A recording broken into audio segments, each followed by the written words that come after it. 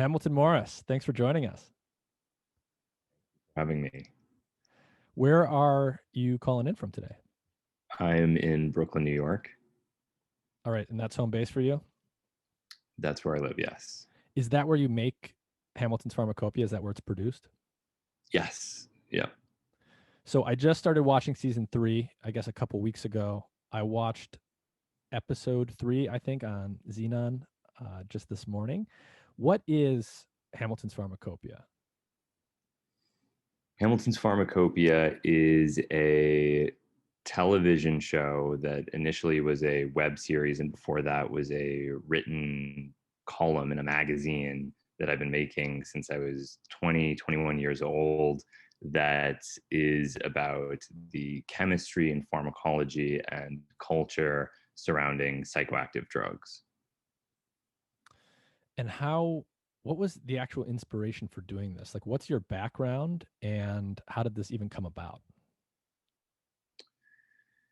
Well, I've always been interested in chemistry and science and psychoactive drugs. And I've also been interested in film and in journalism. And I think that around the time when I was growing up in the 90s, um, it was pretty much assumed that anything written about drugs would be disparaging. That Mhm. was the default mode of discussion of psychoactive drugs. And I think it gave a lot of people a justified distrust of the media because every single person effectively that was commenting on the subject had no idea what they were talking about and Mhm. were mindlessly saying very negative things about these substances and actually causing a lot of harm in doing so, even though they may not have realized that that was what they were doing.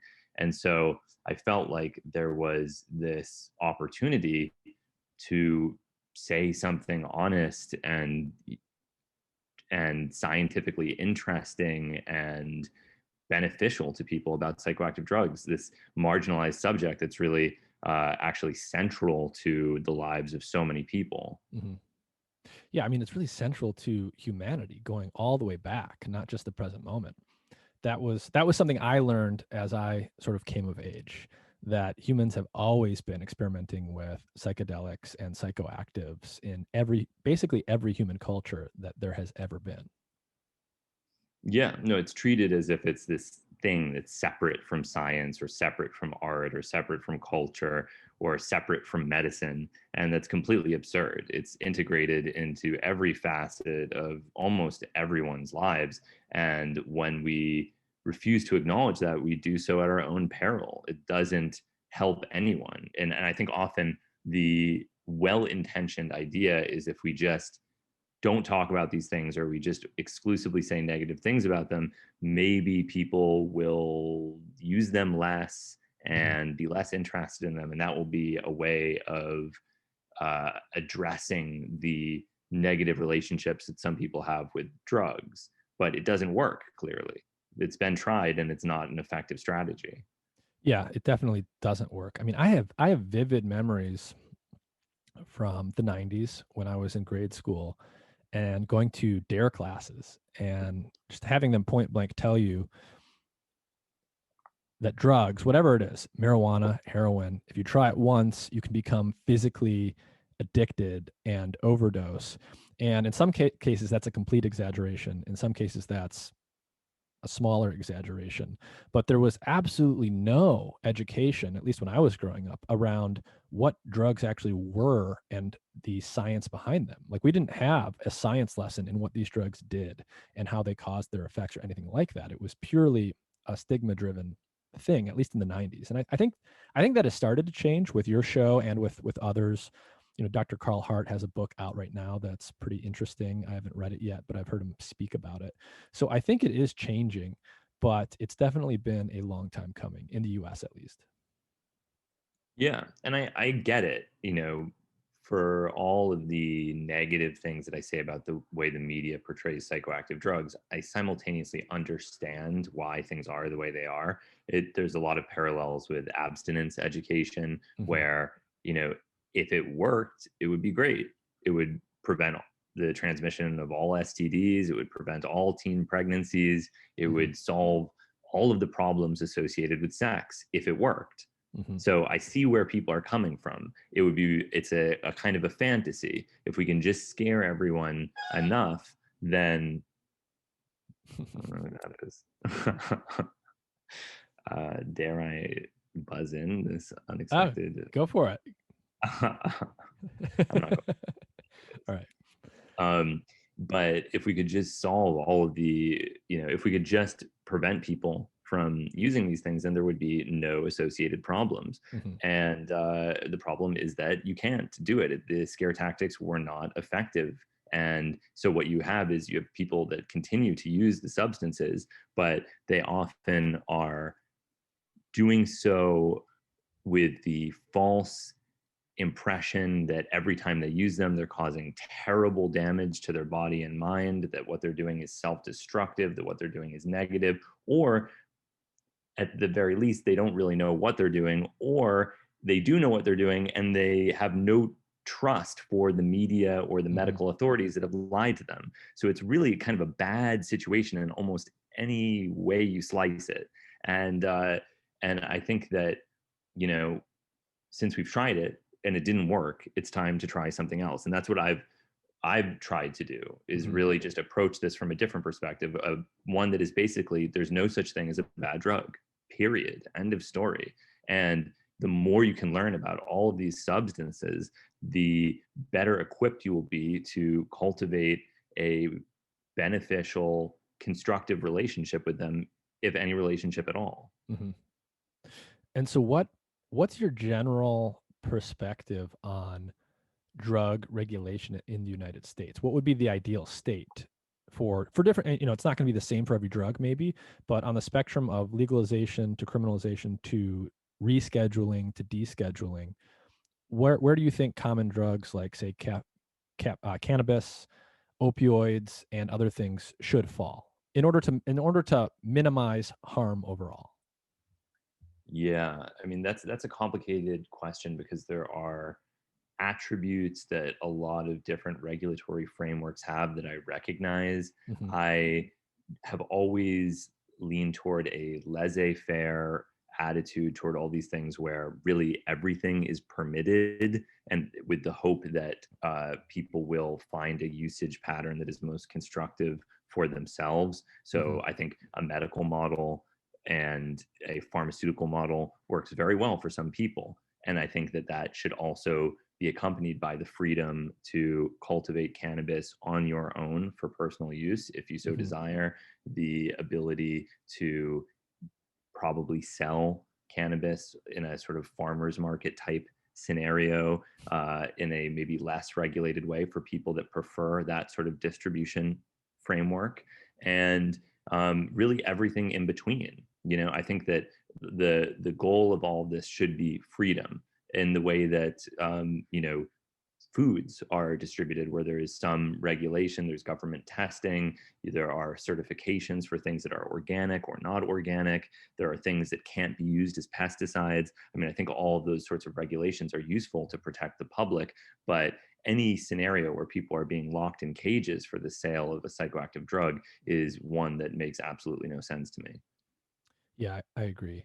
And I talk to people a lot about legalization versus decriminalization. And for me, one of the key differences between them has to do with quality control. Because if you merely decriminalize drugs versus you legalize them and have regulations around how they're produced, that's going to lead to a big difference in the purity and safety of what's actually out there. Yes, yeah, I agree. I mean, I would hope. So let's go back to the show, actually. So I love the show, and it's essentially structured where every episode is pretty much centered on one drug or one type of drug. So can you talk a little bit about like the first couple of episodes of the new season, and how do you actually figure out what an episode's going to be about? How do you meet these people? How do you come up with the ideas? Yeah.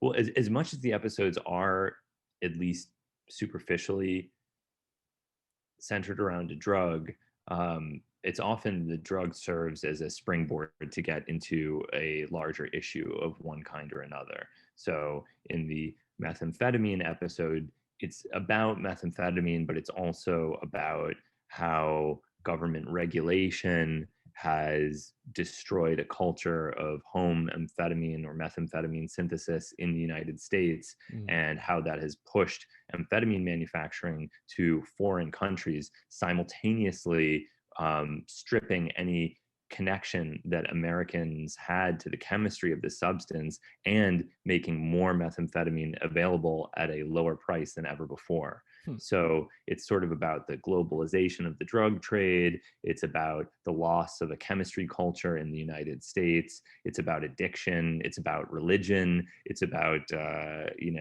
about the fact that most of what we think about these substances are values that we impose upon something that is ultimately inanimate and has no will of its own. So it's about a lot of different things, but it's all seen through this lens of methamphetamine. Yeah, that was an interesting episode. Just to be, for those who haven't seen it yet, a lot of it is Hamilton in the room, in the home of a couple different people who are attempting to make methamphetamine in their kitchen. And it just sort of looks at the reality of what they have to do to try and do that given all the restrictions. And it wasn't exactly a fun episode to watch, but it was vivid and eye-opening, I would say. Yeah.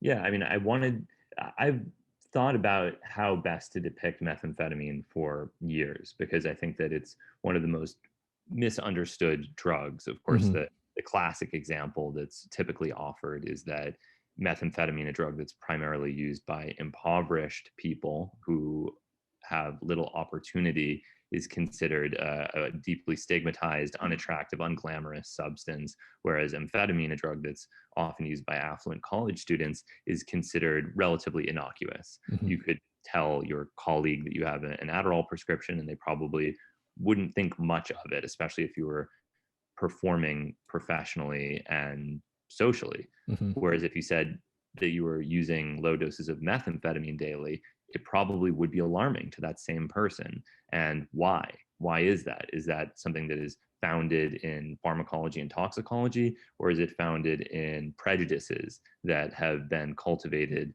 by a classist media? Hmm.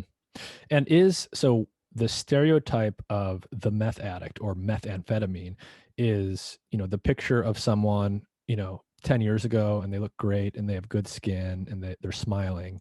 And then you fast forward 10 years and it's the picture of them post meth and they're missing teeth and they look gross. And the general notion out there, I think in most people's minds is, well, that's what meth does. It's inevitable. So what is meth, the drug? And can you talk a little bit about, is it even conceivable that someone could be using it responsibly, or is it this inevitable nightmarish drug that's always going to lead to that type of addiction? Not only is it conceivable, it's medically recognized. The FDA has approved methamphetamine as a treatment for obesity and ADHD under the name Desoxyn. So it is very much conceivable. And in doing research, when I make these stories, sometimes I have a very defined idea of what I want to do, but for various reasons I can't, and they kind of evolve based on the access that I could get. But the name of the episode was A Positive Methamphetamine Story. That was kind of where that was the starting point, is I wanted to try to find something positive to say about it. So Mhm. I tweeted something and I said, if you have a positive relationship with methamphetamine, please contact me and I'd love to talk with you about it. And I got messages from a lot of people who have prescriptions for methamphetamine. Some of them are professionals that work in healthcare. Some of them were, worked in construction. It was all sorts of different people who had prescriptions for methamphetamine, who didn't abuse it, didn't smoke it, felt that methamphetamine offered something that made their lives better. They'd cultivated a constructive relationship with the substance that had lasted for many years, and they wanted to speak out and say, what you are saying about methamphetamine is really something you're saying about desperation and poverty. Mhm. And when you look at these PSAs, these scare stories that are promoted in the media, you have to really think, what are the motivations behind the people that are promoting these ideas? Are these medical doctors? Are these people who are concerned about public health? who's paying for the Montana meth project? Mm-hmm. You know, and I looked into this, and the answer is it was some multimillionaire or billionaire in Montana who I think was bothered that there were, you know, poor people in his neighborhood using meth. And so he funded this national campaign, got, you know, Academy Award winning directors like Darren Aronofsky to make anti-meth propaganda for him. And and then this becomes integrated into our public understanding of the substance, when this is really something that is just kind of a personal vendetta that some dude in Montana has, right? And I even talked to Aronofsky about it, because I was speaking at some MAPS benefit dinner, and I was sitting next to Aronofsky. And, you know, Aronofsky, I don't want to blow up his spot, but he's certainly not a drug negative person by any stretch of the imagination. He's you know, he's at a MAPS benefit dinner. So what type of person is that? And I was saying, you know, well, what was your motivation in making these anti-meth PSAs? And he said, like, well, what do you mean? And I said, well, did you ever think that maybe you're contributing dangerous anti-drug propaganda that could ultimately have a negative effect on public health? And he looked very genuinely concerned, like he'd never even considered it. And he said, are you suggesting that meth isn't bad? And I said, well, I'm maybe suggesting that it's not constructive to portray characters of amphetamine addiction as a way of treating the problems associated with this substance. You know, maybe this is ultimately damaging and contributes to a dehumanizing and really like demeaning understanding of a substance abuse problem. You know, we would never accept similar depictions of people who are addicted to, certainly to alcohol, I don't think. Yeah. Where, I mean, can you imagine? Like, it's like if I was a millionaire and I was bothered living in downtown Seattle by drunk homeless people, which I see often, and I went on this campaign against alcohol. It obviously doesn't work. We already know that. And it's just amazing in these examples how it's often, at least sometimes, an individual who doesn't like something. Like, that just blows me away. It's like one dude in Montana. One dude in Montana, and then Aronofsky, he's not a bad guy. But he's not a pharmacologist or a chemist. So he gets a job. Who knows how much he's paid? He thinks someone says, "Oh, this is great. You're going to be helping people stop meth addiction because meth is bad." Yeah, and it seems like a good thing. And he thinks, "Okay, I'm doing a good thing." And then you create propaganda that's watched by millions of people that furthers the stigma and the fear associated with the substance, actually makes the problem worse. And that's the end of it. So I think, you know, it's, my idea was, okay, let's try to take the opposite perspective. Let's try to say something positive. I mean, the first thing that you should say is what I have already said, which is that the differences between amphetamine and methamphetamine are vanishingly small. Yeah. You know, they've done controlled studies where they compare the two substances. People can barely tell them apart. I don't think I could tell them apart. And in a medical setting, just to be clear, you would take these in pill form, right? I would have to look at the details of the study. I believe this is actually a Carl Hart study. But I also interviewed David Sulzer, who's one of the leading experts on the pharmacology of amphetamine for my piece, although his interview was not featured in the final piece because I, in that particular episode, was trying to construct the story entirely from verite without expert interviews, just as a stylistic decision. But he, you know, went on the record saying that he was not aware of any meaningful toxicological difference between amphetamine and methamphetamine. So what is the difference? It's a class difference, and it's a dosage difference, and it's a different usage pattern, because amphetamine is sold in pre-dosed tablets and dispensed by a pharmacist and prescribed by a doctor and used by relatively affluent people. And methamphetamine is sold as a pure crystal in bags for smoking and used by desperate, impoverished people. So that's the difference. It's like, it would be like saying that, you know, aged wines are safer than like handles of vodka. Right.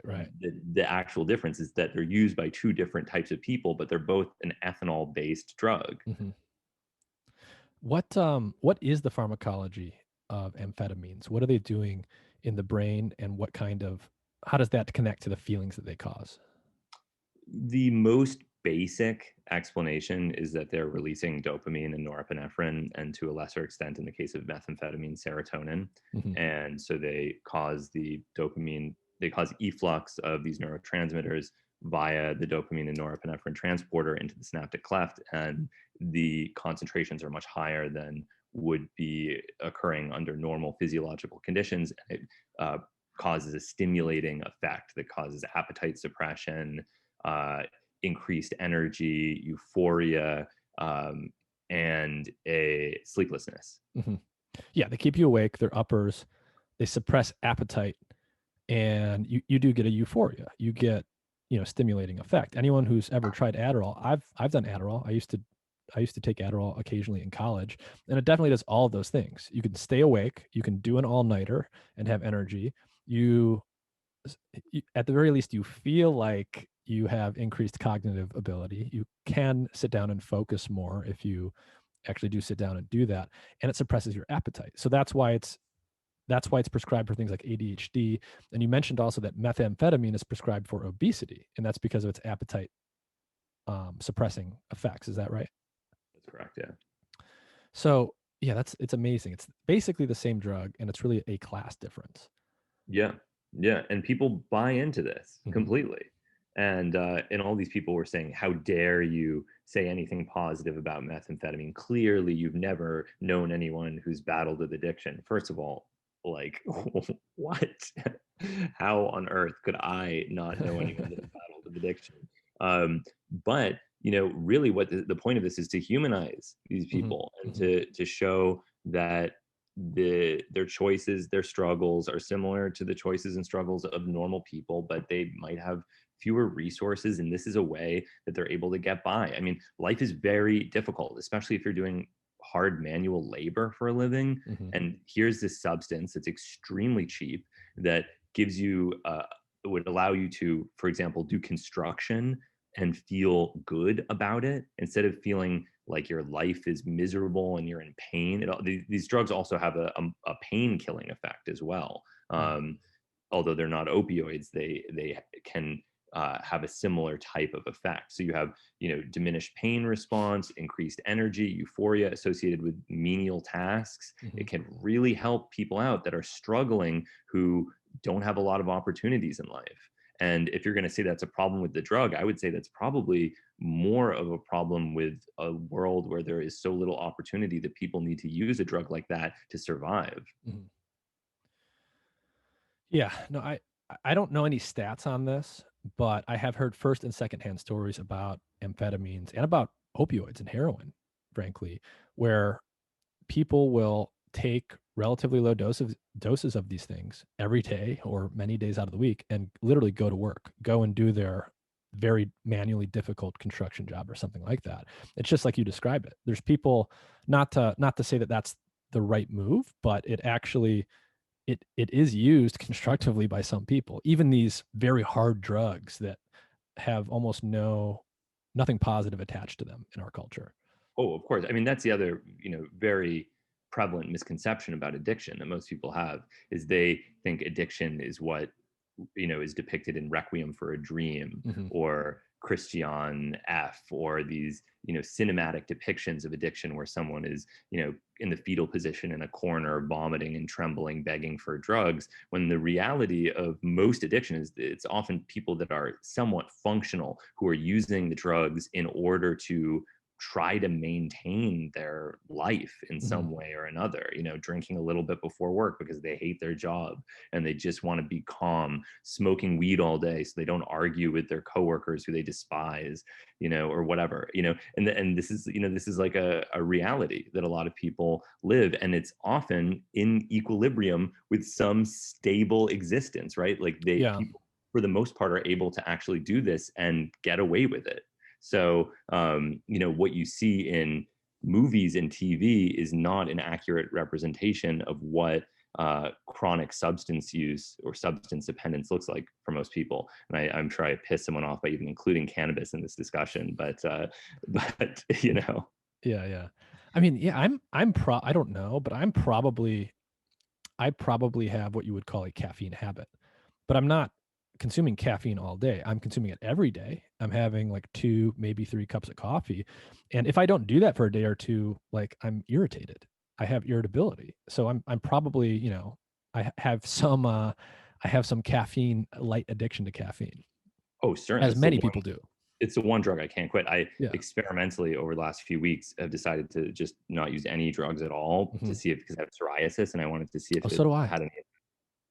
So I wanted to see if it had any, because I'd always think like, oh, maybe if I smoke a little bit of Yeah. weed, it will improve my sleep and that will make my psoriasis better or whatever. So it's very easy to justify these things. So I decided, all right, I'm cutting absolutely everything out. But the one thing that I can't cut out is caffeine. It's like unthinkable to not have that one jolt at the beginning of the day. And that's, make no mistake, that's addiction. Have you ever found anything that had an effect on your psoriasis? Oh, absolutely. I mean, clobetasol propionate is You mean just like steroid creams? Yeah. Okay. Yeah, those But never worked. Those never worked for me. Clobetasol doesn't work for you? I don't know if I had that one, but I know I've tried several in my life, and they ended up giving me like the strongest ones. And I would say it helped lightly, but it didn't really help that much, and it didn't feel good. My skin became sensitive, and then I would just have like oil on all my clothes. I mean, for me, clobetasol is like the hydrogen bomb of corticosteroids. It will destroy the psoriasis, but you just don't want to get into the habit. It's almost like, steroids are almost like their own addiction as well, because you build tolerance to them. Just like an addictive psychoactive drug, you become dependent on them. You have a withdrawal syndrome when you stop taking them. I mean, these sorts of patterns exist throughout pharmacology and throughout life.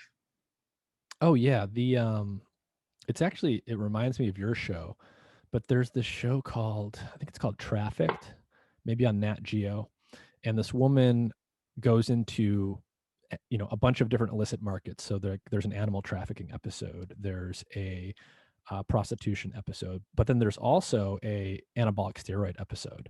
And she follows this guy along who's, I mean, it's pretty obvious right from the beginning. It's a community of people that are addicted to using steroids in order to enhance their physicality. And it was an amazing episode because you got to see pretty much in real time, sometimes over the course of hours within a single day, visually apparent differences that these people would have.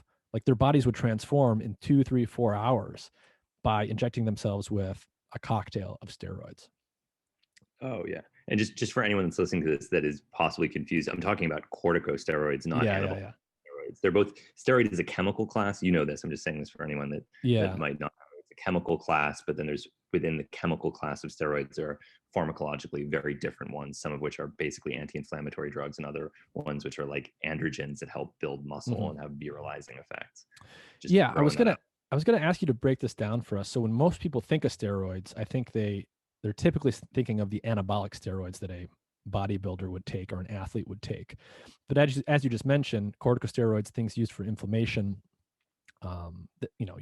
they're used innocuously. You can buy them at CVS or whatever.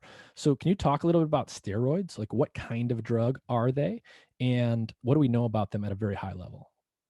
Well, just to repeat what I said, steroids are a chemical class. So, like when it's a backbone of a type of molecule, and within that chemical class, you have pharmacologically dissimilar compounds that have nothing in common in terms of their effect on human physiology. The only thing they have in common is a chemical structural similarity, which is not very important to most people who aren't chemists. So you have neurosteroids, things like allopregnanolone, things like that are sedatives. One of them was recently approved by the FDA as a treatment for postpartum depression.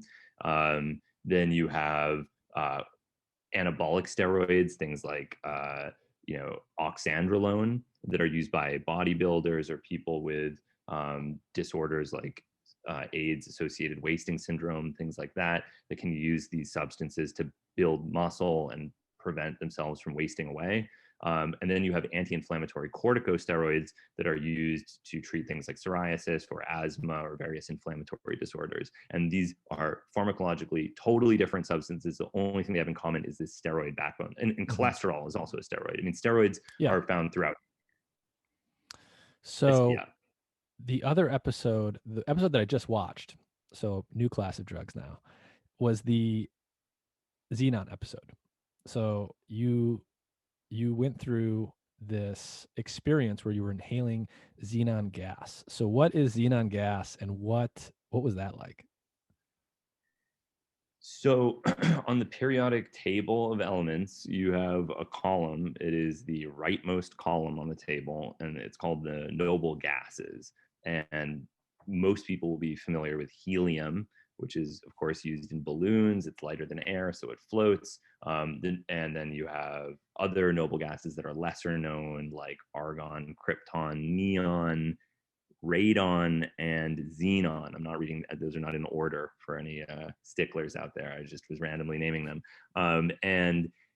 And the other noble gases do not have as many uses, partially because they're very unreactive. That's what the name means. They're noble in the sense that they don't react with other compounds. And that was what initially made them chemically interesting. They're also components of our atmosphere. They're in every breath that we take. Anyone that is listening to this is breathing every gas that I just named, except for radon, I hope. Maybe radon as well, but I hope for your health that radon is not one of the ones. And so they're used in neon lighting and neon signs. They're used in film projector bulbs. They're used in car headlights. They're used in ion thrusters for different types of like satellites and things like that. They have a lot of interesting niche uses, but relative to other elements, they're not used in chemistry in the same way because you can't really do that much with them. Xenon is a bit of an exception in a number of different ways. One is that it does actually form compounds like xenon hexafluoride. And there's a number of xenon compounds that have been synthesized since the 60s, as well as xenon oxides. But what makes xenon really interesting pharmacologically is that it's an anesthetic at normobaric pressure. So some of these other gases, if you were to enter a hyperbaric chamber, or if you were to go, 100 feet beneath the surface of the ocean under high pressure, they would begin to induce an anesthetic effect. But that effect would be lost at sea level.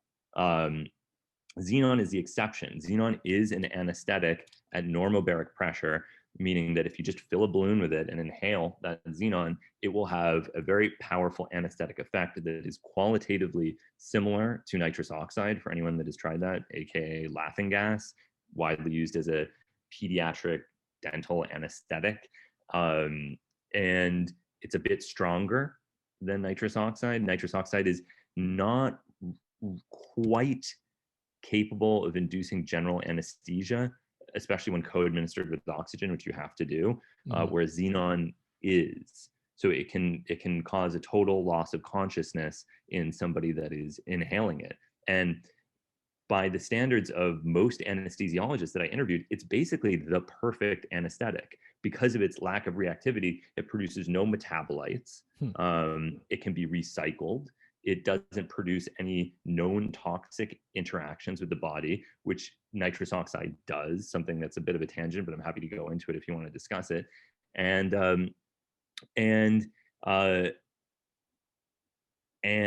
the major drawback is that this is a trace component of our atmosphere.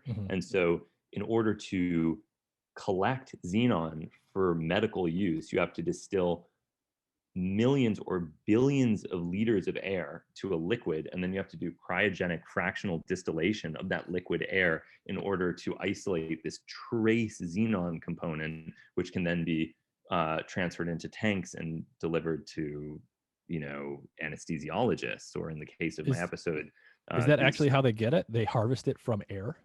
That's the only way to get it. Yeah. Wow. So it must be incredibly expensive. Extremely. I mean, 50 liters is maybe $1,500. So yeah, it's really, really expensive. So what did it feel like? It feels like, I would say, like flipping a switch of euphoria in your brain, like maximum euphoria. Like when you inhale this stuff, you enter a state of transcendent hyper euphoria that is totally obliterating, and at least for me had a kind of strong sci-fi character. Maybe it's because I'm, like I was so like consumed with these ideas about stellar nucleosynthesis and the merging neutron stars. And, of course we know that everything around us comes from stars, but there's something about Xenon that really made me think like, wow, this is from merging neutron stars. And now It it's just sounds like the name of an alien planet or something, Xenon. yes. And, I believe it's Greek for strange as well. Okay.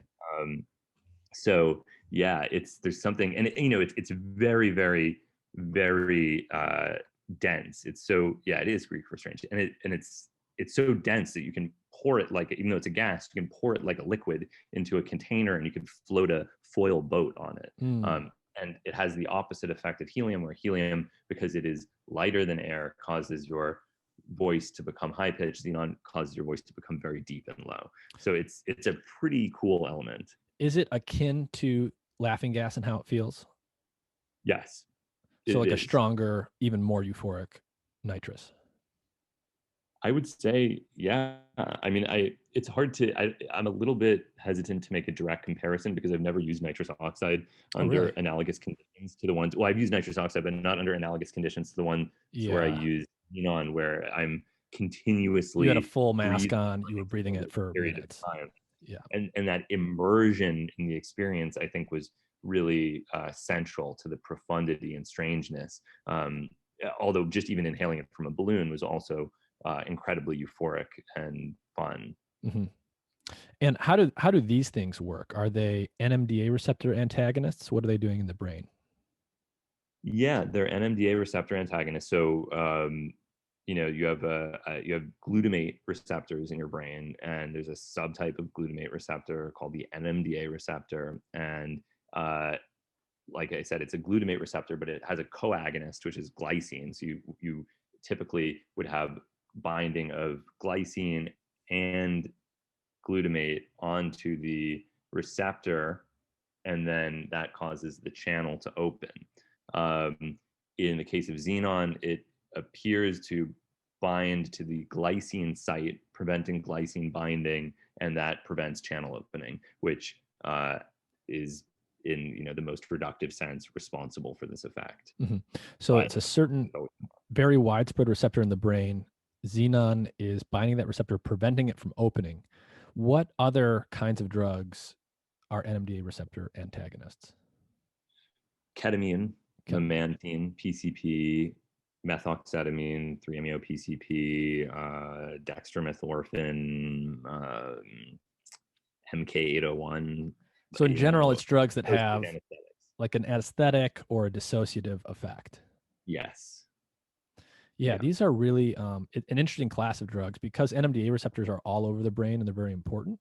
And also because I think ketamine is kind of getting famous recently for its potential antidepressant effects. Can you talk a little bit about what you know about ketamine and what's being studied there right now? Yeah, I mean, so ketamine was approved by the FDA as a treatment for depression in 2018, right? And it is manufactured by Johnson & Johnson under the brand name Spravato. There's clinics all over the place now where you can get ketamine therapy. It's really taken off. At least anecdotally, a lot of people contact me and say that it's had miraculous, life-changing effects for them.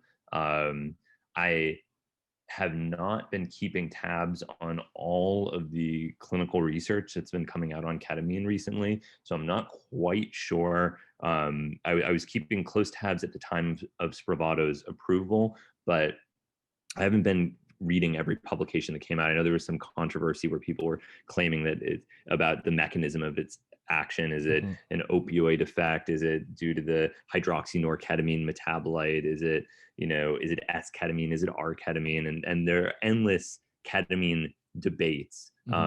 But the bottom line is that it's a very widely used anesthetic. According to the World Health Organization, it's the most widely used anesthetic on earth that had a off-label culture of being prescribed as an antidepressant that was recently changed. So now you can openly prescribe it as an FDA-approved antidepressant. And many people seem to think that it has a miraculous effect. Yeah, my understanding is that there is some debate about the mechanism, but it is supposed to have rapid antidepressant effects for people that have severe depression or depression that has not been treatable through other means. My understanding is that although it has a rapid antidepressant effect, that effect doesn't last that long. It doesn't last as long as what people are starting to see with psilocybin and other things, but that is definitely an active area of research right now. And the rapidity of the effect is extremely important, because Yeah. if you're depressed, I mean, that's a life-threatening disorder. Depression, people talk about cancer in a very serious way, but I think they often don't recognize that depression is a life-threatening Mhm. disorder that you don't want to play around with. And having a treatment that will allow people to rapidly regain some emotional balance in their life can be tremendously beneficial. Of course, it doesn't work for everyone. I've known very depressed people who've used ketamine, and not only has it not helped them, I think that it may have had a detrimental effect. So there's, I wouldn't say that it's a miracle cure for everyone, but I think it's very good that it's part of our psychiatric arsenal, and that Mhm. it's accessible to the people that benefit from it. Mhm. Have you ever tried it? Oh yeah, yeah. What's it like? What's the sensation like? The sensation is a bit difficult to describe. I wouldn't say that it's really very similar to anything a normal person experiences.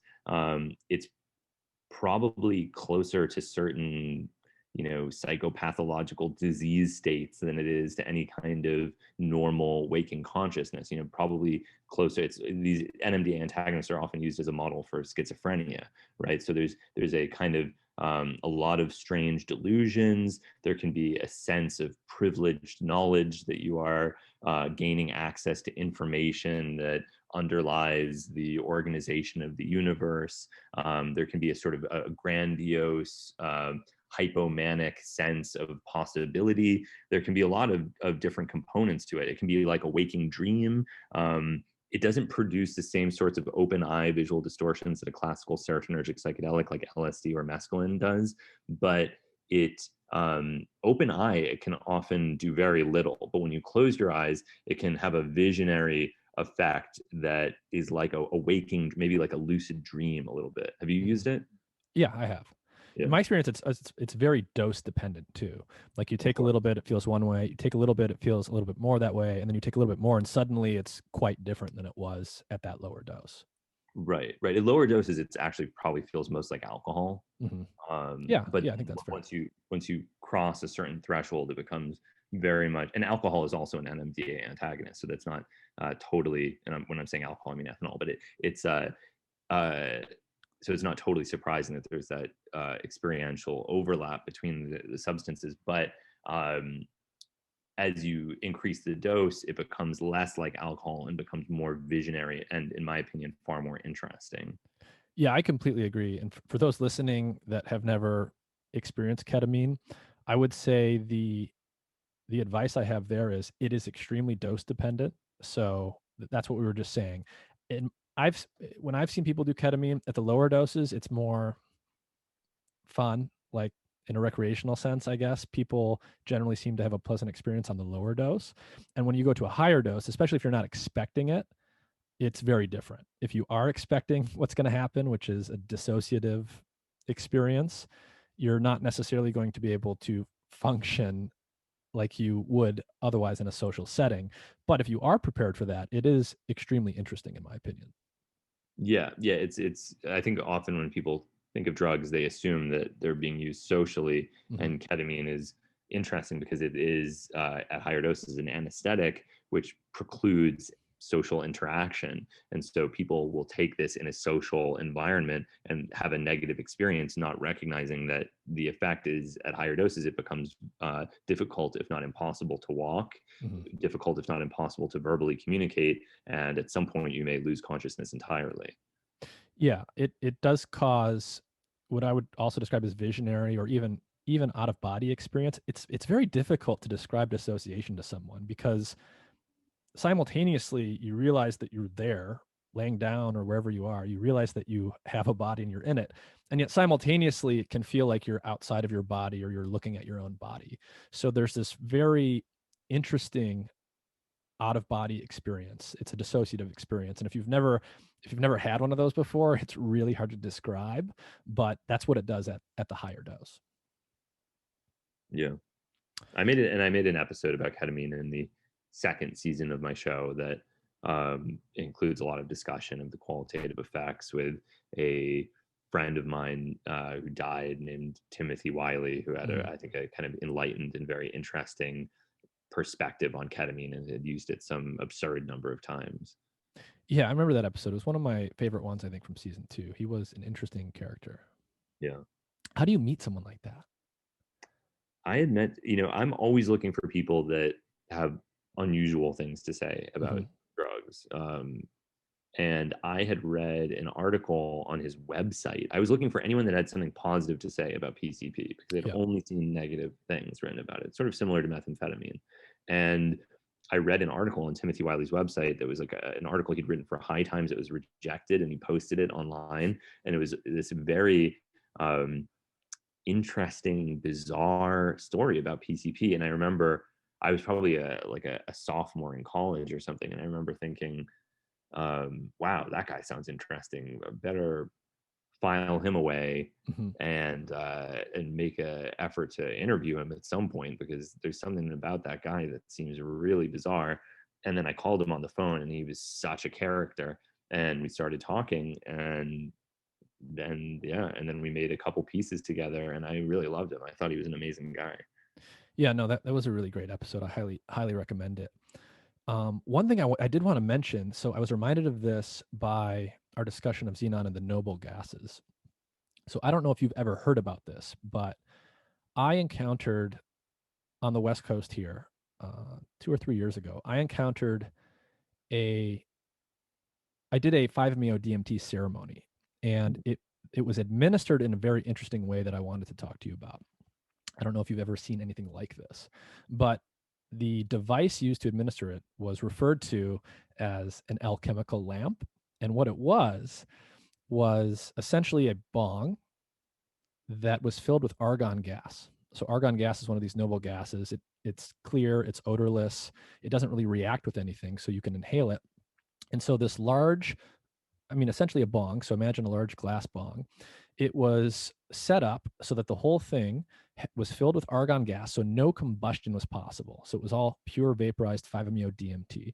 There was an electrical mechanism in there that allowed a very precise dose of 5-MeO to be fully vaporized. And because of the argon, there's absolutely no combustion. And then there's a suction mechanism in this bong, essentially, such that you get the entire hit all in one shot. So it's like this little pump puts all of this air into you. So it's basically it's pure 5-MeO DMT. In this case, it was lab tested, like very high purity synthetic.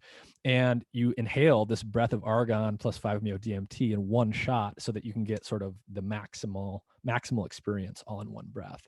And I had never seen anything like it before, but it definitely worked. It was a highly effective way of administering something by vaporization. I've heard of that before. That's so interesting. I love the creativity and ingenuity that people bring to the table with these sorts of things. I mean, I don't know that combustion is bad, but that's really interesting and sounds like an experience.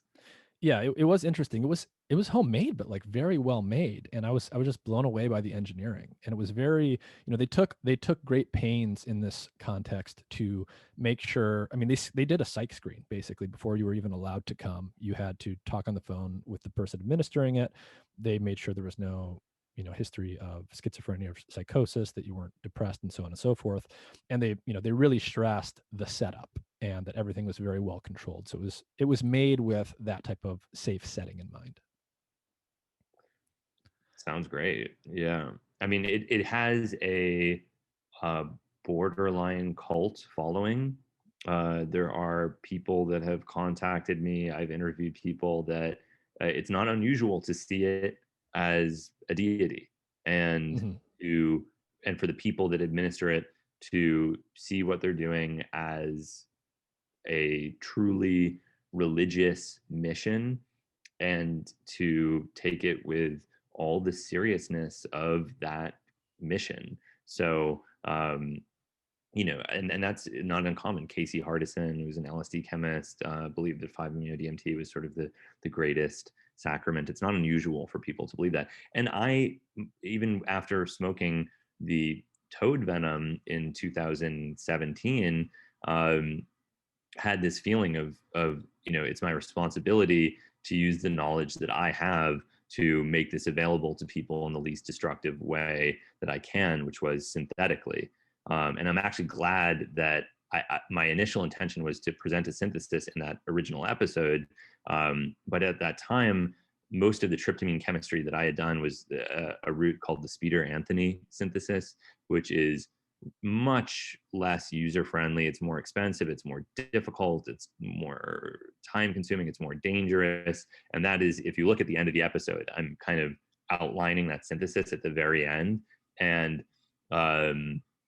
then in the intervening years, there were a few people. I met one chemist who was doing a lot of work with reductive amination of tryptamines, and he had adapted a process that was described in a article about the synthesis of the anti-migraine agent rizatriptan, and he had adapted it to the synthesis of DMT.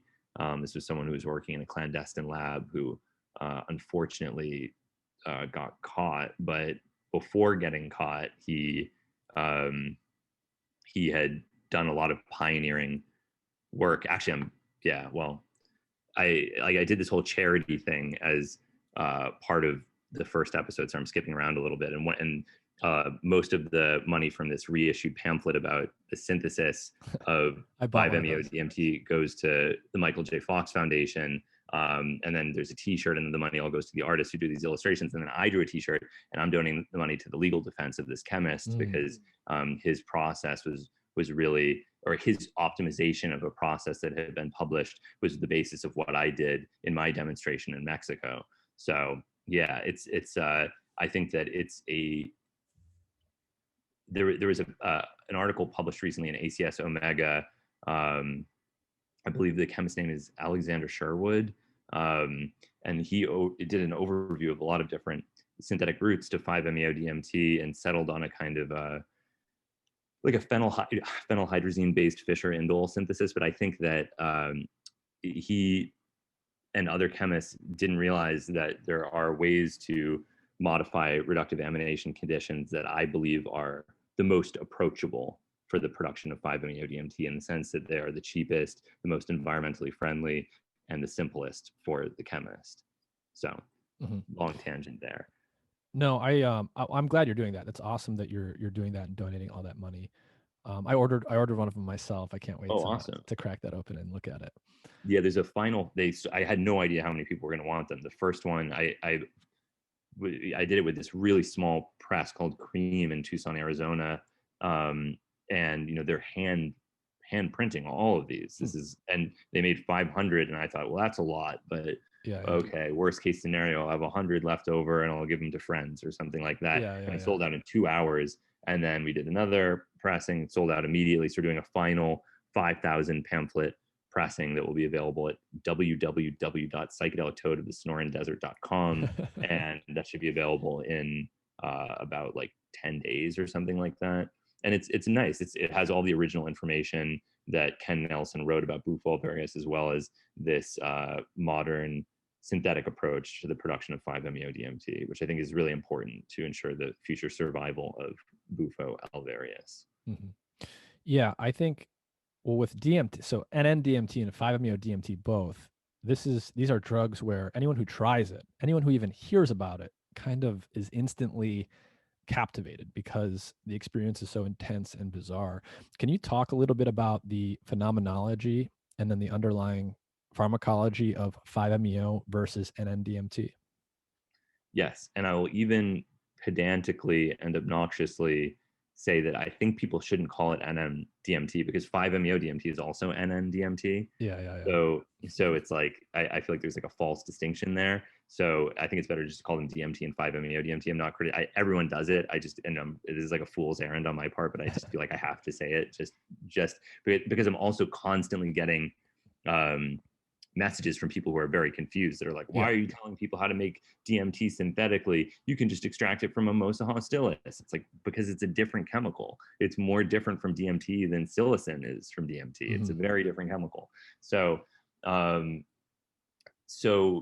yes, phenomenologically, I would say that the two compounds actually represent very distinct poles of what we call the classical serotonergic psychedelic experience. DMT is really like a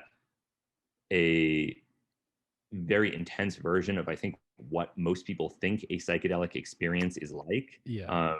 It is hyper visual, hyper hallucinatory, hyper colorful, transcendent. It's explosive. It's verbal. It's it's something that is awe-inspiring. For me, it's often very personal. I think about my life, my teachers, my family, the people that I've loved. I have hallucinations that relate to my own existence, and it's very short-lived, and it seems to act primarily at the 5-HT2A receptor.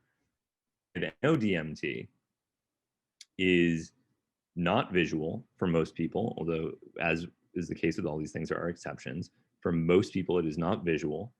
It is not environmentally or personally anchored. It's sort of dissociative and transcendent. So the experience, I find that my DMT experiences are very personal. My 5-MeO DMT experiences, I feel, could be anyone's 5-MeO DMT experiences. They have nothing to do with me. They don't have to do with my life. They have to do with life. And so, and the message, if there is any message at all, is often very, very simple and nonverbal and non-visual. And, it could be love or gratitude or something of that nature. But these are experientially very, very different substances, but they're both tryptamines and they're both serotonergic in their mechanism. And when you say short acting, how long are you talking here? When I smoked the Bufo alvarius venom in my episode, I believe I was unconscious for about 15 minutes. And then by the time that I regained consciousness, I was already pretty much out of it.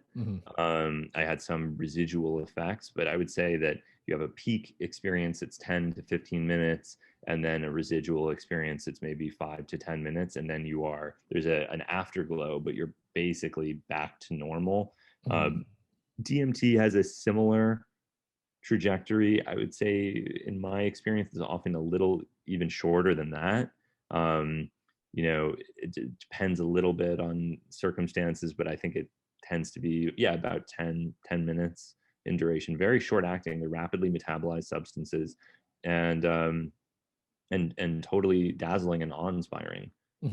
Yeah, I've often that's what one of the things that fascinates me, and I think so many people, about DMT and 5-MeO is they're very powerful, and yet they're so short. It's tens of minutes that you're talking about. It's not like psilocybin or LSD where you're talking about hours, and yet there's this intensity. And the way that I've often described it is DMT is very visual, and I think you put it good. It's very personal. It may be filled with elements of your own life that you're having hallucinations around. And the best way I've been able to describe 5-MeO DMT, at least when my eyes were open, was, any story that you've heard about someone having a near-death experience where they just see the pure white light. To me, that was my open eye 5-MeO experience. It was that white light, and it was just like a feeling of almost congratulations. Like, congratulations, you're alive. Like, Yes. very, very blissful. Did you have any reactivations with 5-MeO DMT? Because when I did it, the one time I tried it, I was told that, ahead of time, they were very careful to tell us, just so you know, in the days and weeks following this, you're probably going to reactivate, very likely at night. And I was actually skeptical. I was like, I've never really heard about that or experienced that with anything else. But it 100% happened. For about 2 weeks, I would wake up every night in the middle of the night, 2, 3, 4 in the morning, and be like, I would say 80% of the way there. So somehow, some way, there is some engagement of mechanisms in the brain that was inducing long-term plasticity, and it was somehow able to quote unquote reactivate the experience almost all the way for, in my case, about 2 weeks. Did you have anything like that?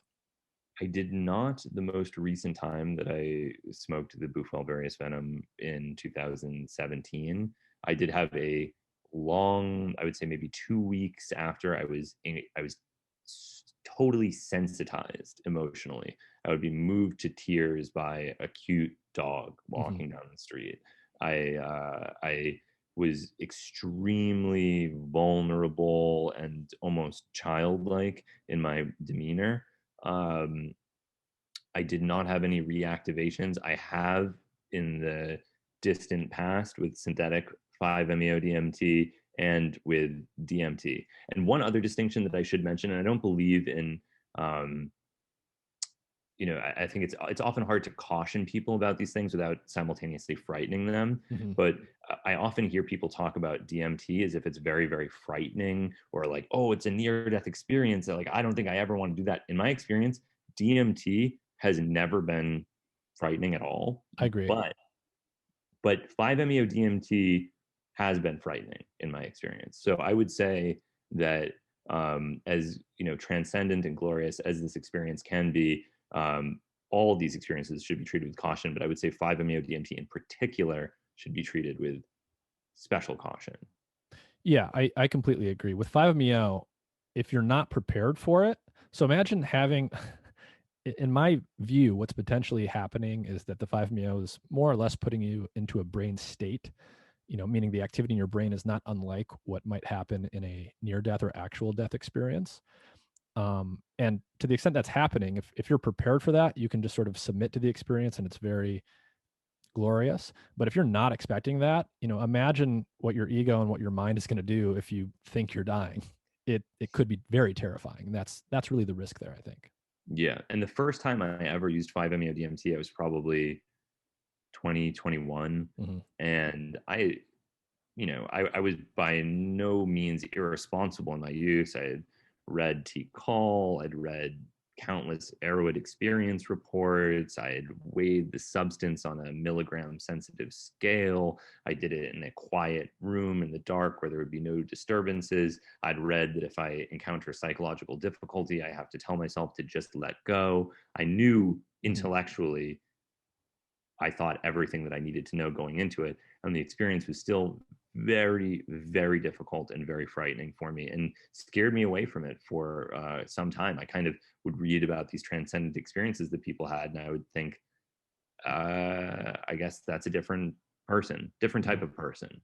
And what was scary about it? Well, when you have a very intense psychedelic experience, the hallucinations, at least for me, can actually have an anchoring effect. The visual distortions can be anchoring because you have this intense psychological feeling, but then you look and everything is changing, and it kind of contextualizes the intensity of your cognitive emotional experience. And you think, yes, of course, because I'm under the powerful psychedelic, therefore, of course, I am this way. But the lack of visual disturbances and this feeling that I was really, I hate to say this, but honestly, the feeling was, if I had to compare it to something, it was that I was poisoned and that I was dying. And it felt like, and I would say, I tried I said, if I'm dying, then I'll die. If I'm dying, then so be it. I let go. I submit to death. I tried intellectually to release from fear, but I, for whatever reason, didn't have sufficient control to navigate that experience at the age of 2021. And it was tremendously, I don't want to say traumatic, but tremendously disturbing, and really made me proceed with caution. And that's actually in the Toad episode. before my experience, you watch a number of other people have these experiences that are very intense. And I was already apprehensive based on my previous experience. And then to see these other people have these really intense experiences, vomiting and thrashing, I was going into that experience with fear. Mm-hmm. Um, and I'm grateful that for whatever reason, that time it was not frightening. And some people listening to this who have seen both episodes will say, so wait a second, you're telling me that you had a negative experience of the synthetic material and you had a positive experience with the toad venom, and yet you're telling me that synthetic is a viable replacement for toad venom? And the answer is yes, I am telling you that, because there was a decade between them and the circumstances were completely different. And I believe, people I think confuse what I'm saying. They will think that I'm saying no one has ever experienced a valid difference. That's not what I'm saying. I experienced a difference between my experiences, but I wouldn't chalk up that difference to chemical differences. I would say that it has to do with environment, set and setting, and a number of other factors. Mm-hmm. So let's talk about Ibogaine next. You've got an episode coming up about Ibogaine. There's a lot of really interesting research going on related to Ibogaine. What is it? Where does it come from? What do we know about it today? So Ibogaine is an alkaloid from a shrub that grows in central West Africa called Tabernanthe iboga. The shrub has a root that's rich in a number of different alkaloids, and the most abundant, most studied, most prominent one is Ibogaine, although there are others. And although you hear a lot of discussion of the entourage effect in the psychedelic community or similar types of effects, I think that often these effects are not really evidence-based. It's more of a sort of like materialist vitalism that people are imposing on the substance. But in the case of iboga, there actually is a pretty strong case for the other alkaloids contributing. And the best piece of evidence for that is that Ibogaine isn't even the strongest one. Ibogaine is actually a stronger compound than Ibogaine. So anyway, it's a chemically fascinating series of alkaloids that this shrub produces. They're very structurally complex. They have a ring system that is synthetically challenging to produce, and a kind of three-dimensional structure that's really impressive. I mean, I don't even think you have to be a chemist to just look at the Wikipedia entry for Ibogaine and take a look at that molecule and see that there's something really cool about it. And so these compounds, in addition to being chemically interesting, they have very complex pharmacologies at different types of acetylcholine receptors, NMDA receptors, serotonin transporter, and on and on and on. They also seem to release a number of neurotrophic factors. They have anti-addictive effects. They have psychedelic effects. They have borderline dissociative anesthetic effects. And they have also been centrally integrated into a religion called Bwiti. And what is that? Can you talk about the religious context? Yeah, it's a religion that is practiced primarily in Cameroon and Gabon. So this is West Africa.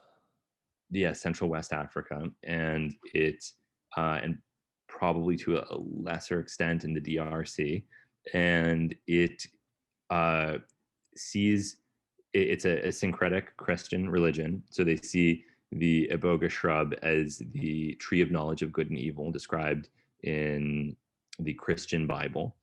And they worship Jesus among other things. And they have it's a very rich, very beautiful tradition. There's a wonderful, very rare book that was written about it by an anthropologist whose last name is Fernandez, called Bwiti, and you can probably find a PDF of it online. Highly recommended. He was kind enough to allow me to use a lot of his photographs in the piece. Mm-hmm. And I just think that, I've traveled to 33 countries, studying psychoactive drugs. And I have seen a lot of religions that have a drug component to them. And I would say that Bwiti is the most beautiful, the most rich, the most sophisticated, the most awe-inspiring of them all. I have just tremendous respect for everything that they have created there. And it was one of the greatest experiences of my entire life to use Iboga with these Bwiti practitioners in Gabon and to observe how they helped people in their community. How did that transpire? How did you get involved? How were you able to do that? Did they take you right in? Yeah, they did, because they're really proud of their, in the same way that, you know, people are often proud of their religions. Yeah. You know, in the meth episode, all the Christian people that I was interviewing were extremely, extremely happy to talk about what they were doing. And believe it or not, they loved the episode. That the preacher from that Christian church, you know, his only response to it was he wants a signed copy of a DVD. You know, he loved it. I think that religion is really central to the lives of a lot of people, and they have a lot of you know, internationally, people have a lot of pride in their religious practices, and it's a central point of community gathering. It's a point of spiritual transcendence. It's a point of support, and so they were happy to allow us to be a part of it. Their really only objection was that some of the people working on the camera crew weren't taking a Iboga. But other than that, they were really happy with the whole thing and very, very helpful.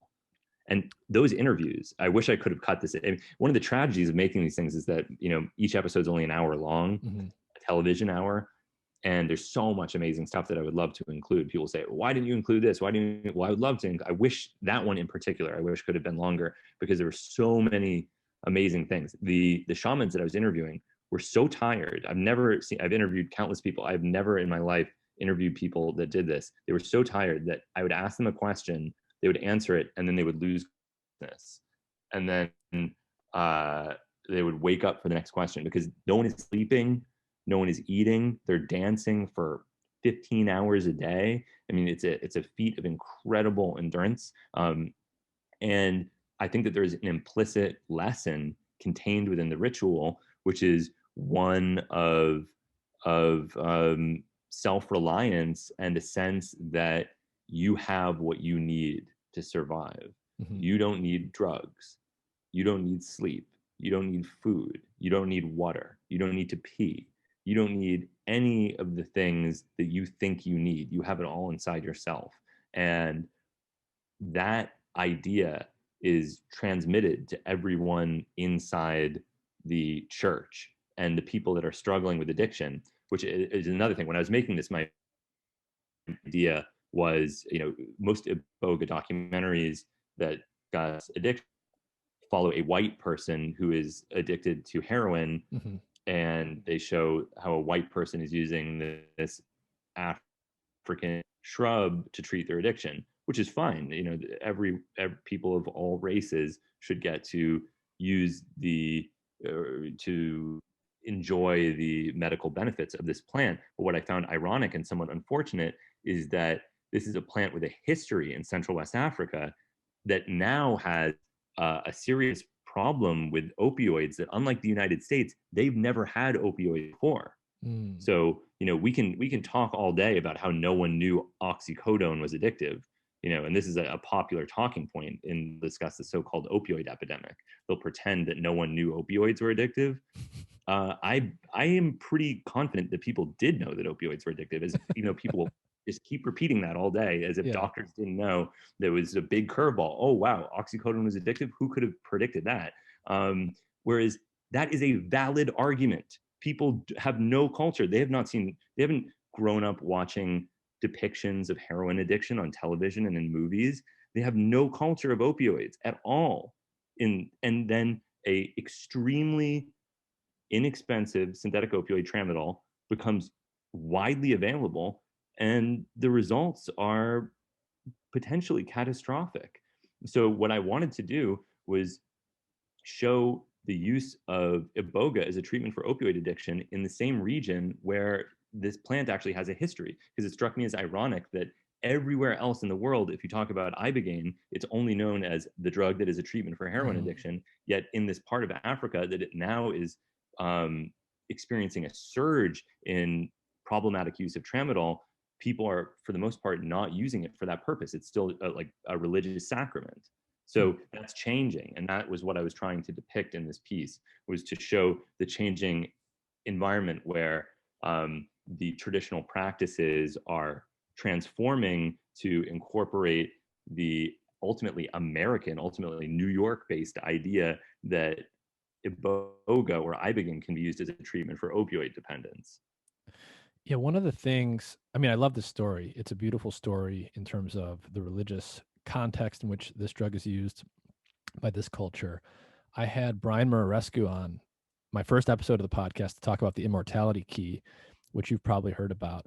And one of the things I learned, not only from that book, but just over the years as I grew up, was how weird modern American culture was in a certain way, which is that I think if you look historically, and I'm not an anthropologist, I don't know what the stats are, but a very large percentage of human cultures historically throughout human history have had a psychoactive or psychedelic drug that was an intimate part of their religious rituals, right? Whether it's ayahuasca use in the Amazon, whether it's peyote use in the Americas, whether it's this ibogaine ritual in West Africa, whether it's the things that are in Brian's book about the early pre-Christian use of what was probably an LSD-like compound and other things. It's actually exceptional that in America for the last, I don't know how many years, a lot of the major religions have basically divorced themselves from the use of a psychoactive. And that's actually bizarre. Like, what do you think that is? Is it just our puritanical history in America?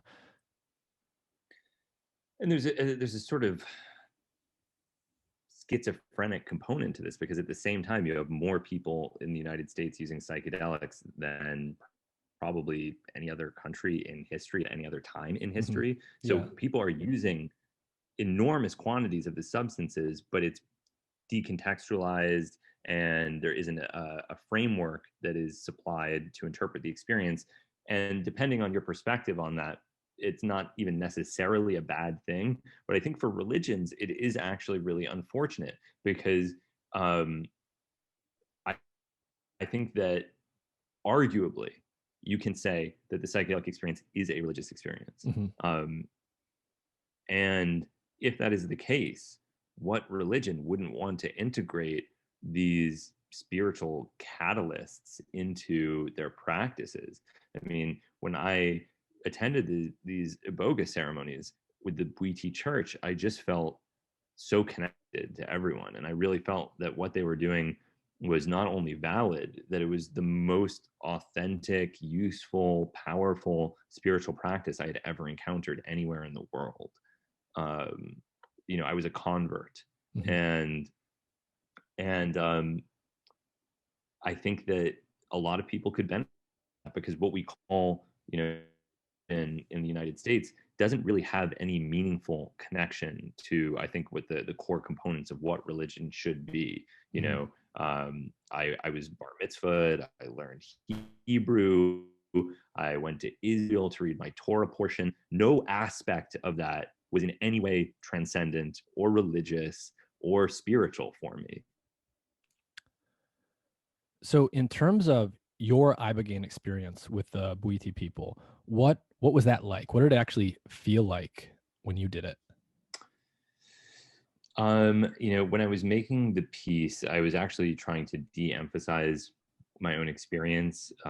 Often when I do these things, it ends up being about me. And one thing that I was trying to do in this most recent series was to direct things in a verite direction, and to try to direct them away from me and my own explanation, because I think people have a real appetite for sort of infotainment. They want people to explain everything to them. Mm-hmm. And I was kind of hoping that a lot of the experience could come via observation of other people, but there is, of course, something missing there. And really, I chose to emphasize the experience of a local Gabonese man who was suffering from addiction to tramadol, and to tell the story through his perspective and his transformation, because I am fortunate enough to not have any opioid problems. And And I thought that if the point was to show this different perspective, to show somebody else who's suffering, who's a local person in Gabon, that would be the best way to tell the story. But part of the ritual is they did want everyone to use Ibogaine, the elderly, children, babies, camera crew, and myself. Babies. And yes, babies. Yeah. Wow. But they, they're intelligent about their dosing. Yeah. I'm not going to get into the safety of giving Iboga to an infant. I mean, I was talking with one of the people from the church yesterday, and who's been using it since they were probably an infant, and they're certainly sane and functional. They're a student. They're responsible. They have a great relationship with their family. So I think I wouldn't want to make any claims about its absolute safety. I think that it's pretty clear based on that local tradition and that cultural context that it is possible to use it without extremely detrimental effects, and with potentially, at least according to them, beneficial ones. So I did use it. In the past, I had only used purified Ibogaine hydrochloride that had been produced via the Chris Jenks method that is depicted at the end of the episode, where boa cangine is extracted from Blaconga africana, and then a demethoxycarbonylation process is used to remove the methyl ester to produce Ibogaine. So I had actually never, strictly speaking, used an Iboga derived alkaloid before, and the doses varied depending on what day of the ritual it was. So everyone used a small sort of stimulant dose, and that would be maybe comparable to, I don't know, maybe something like 75 milligrams of Ibogaine hydrochloride. And then on the final night, everyone used a larger dose, and I would maybe compare that. It was a more profound experience than I've ever had from Ibogaine hydrochloride, but I've never used more than 50 milligrams of Ibogaine hydrochloride. But I might loosely suggest that it was somewhere in the range of, similar to what I might imagine 150 milligrams might feel like. And I'm aware that people use much, much higher doses than that. There are people that use grams of Ibogaine. So 150 milligrams is actually pretty low on the reported dosage scale. But for me, it was sufficient. It was powerful. It was profound. It had, you often hear people compare the psychedelic experience to psychotherapy, and they'll say, when I used LSD, it was like 10 years of psychotherapy in 10 hours. But it's kind of, it's an analogy. I wouldn't really say that it's actually like psychotherapy. Whereas I would say that Ibogaine is actually like psychotherapy in that it has an almost verbal character where I would verbally work. It was like an extended conversation with myself that lasted the entire night, where I'd work through problems in this hyper logical way. And it was like, you felt like your mental faculties were intact? Oh, absolutely. I felt like I was more logical than I have ever been in my entire life. And it wasn't like a kind of, there can be a somewhat reductive and unrealistic character to the revelations that certain psychoactive drugs promote, like MDMA, where you might think, I love everyone, I forgive everyone, everyone is, good, or something like that. Mm-hmm. It wasn't like that. There wasn't this feeling of, oh, it's just, the answer is love, everything is love, or anything. Like, it was a very logical unpacking, and in some sense a very a sort of detached perspective on a lot of events in my life, where I felt like I could see them from some kind of pseudo objective perspective, where I would think like, oh, you think you hate this person, but you don't hate that person at all. You actually love that person. And the reason that you think you hate them is because it's easier to think that you hate them than it is to recognize that something complicated happened and that it's more painful that it happened to someone that you actually like. And so you're pretending that you dislike them, but the whole reason you were ever involved with them in the first place is because you actually like them, and you're causing yourself more pain by pretending that you dislike them, where if you just acknowledge that the reason that you were ever acquainted with them in the first place is because you like them, then it will make it less painful when you think about them. All this kind of like endless dissection of relationships in a way that felt like I was, just like unknotting a twisted string of bizarre delusions and justifications to straighten out my own mind. And it felt fantastic. By the end of it, I felt like the luckiest person in the world. So it felt, you just put this image in my mind of a literal unknotting, like you're cramped up and everything's excessively complicated in terms of your rationale for different relationships. And there's a kind of release that comes from literally unknotting these convoluted stories you had told yourself. Yeah.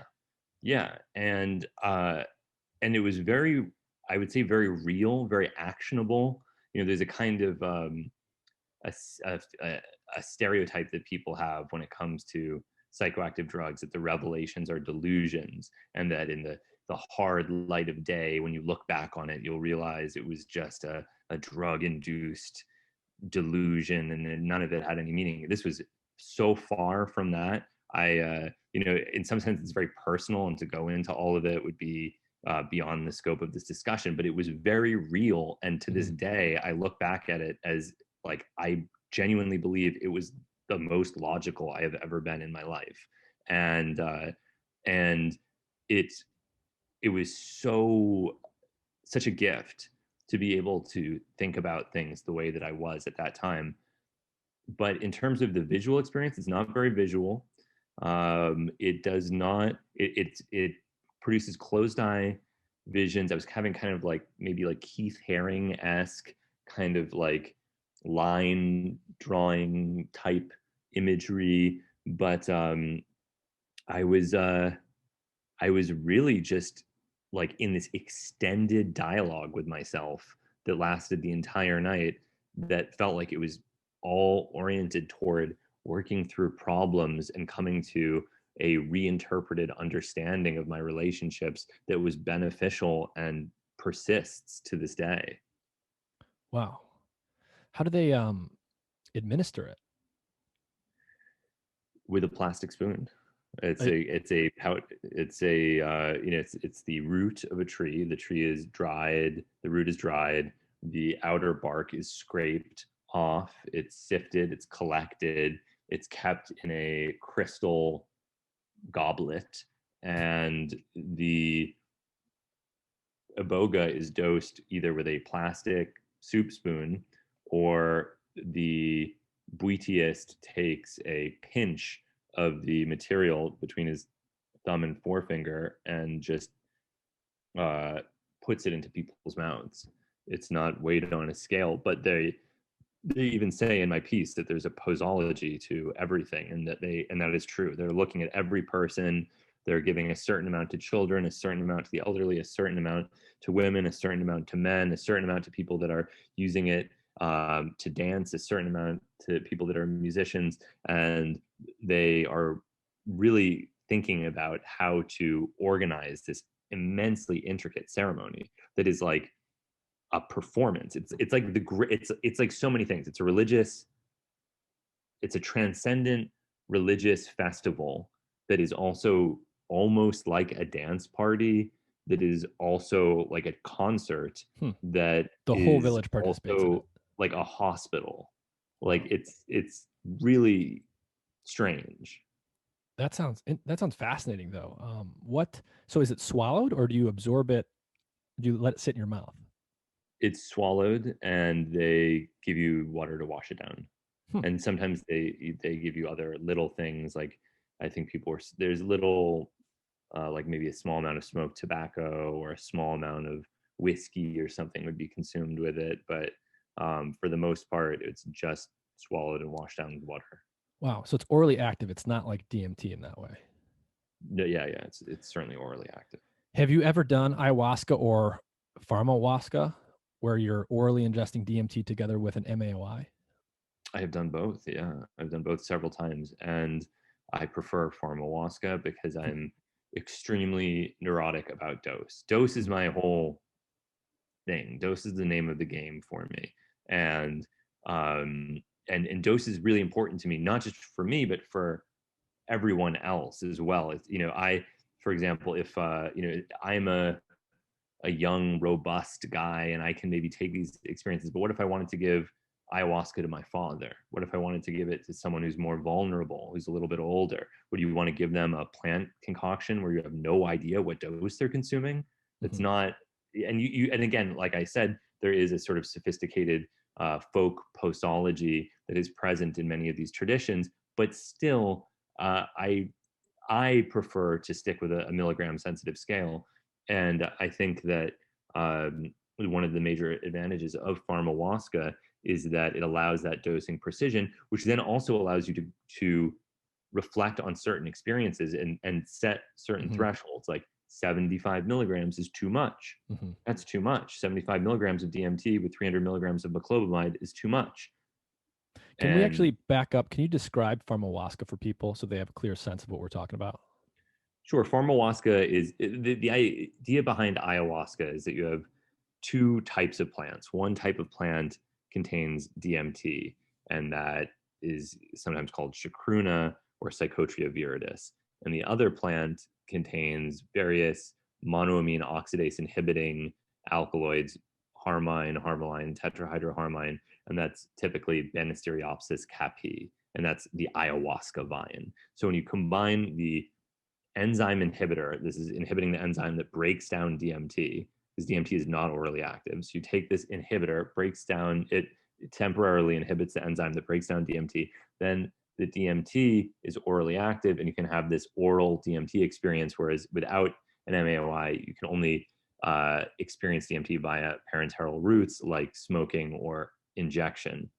So the same idea can be the same property can be exploited using chemicals that are not plant derived, and arguably that is a superior way to do it, especially if you are abandoning the biases that are often attached to these so-called plant medicines. So one of the aspects that is either a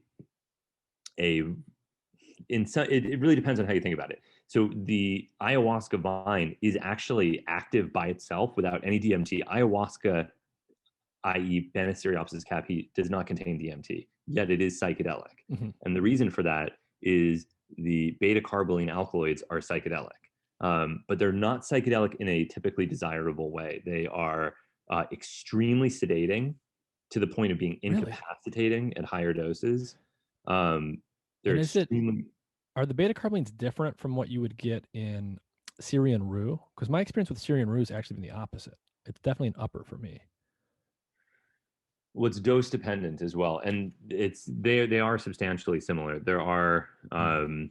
There are differences. Like Syrian root doesn't contain tetrahydroharmine. Exactly how important that is isn't clear to me. Um, but uh, but in any case, The MAOIs are uh, psychoactive on their own. they're psychoactive on their, and at high doses for many people they're incapacitating, extremely nauseating, and they produce a visionary experience, but one that tends toward a sort of delirium Hmm. more than the kind of what people are really looking for. Like I would compare the effect of the ayahuasca vine more to like a really nauseating DXM experience or something more than I would to DMT. It's not pharmacologically related to DXM, but that's kind of the feeling of like intense closed eye visuals that are sort of weird and slightly menacing. And actually, I would say I prefer DXM to ayahuasca. I find the ayahuasca vine by itself very unpleasant.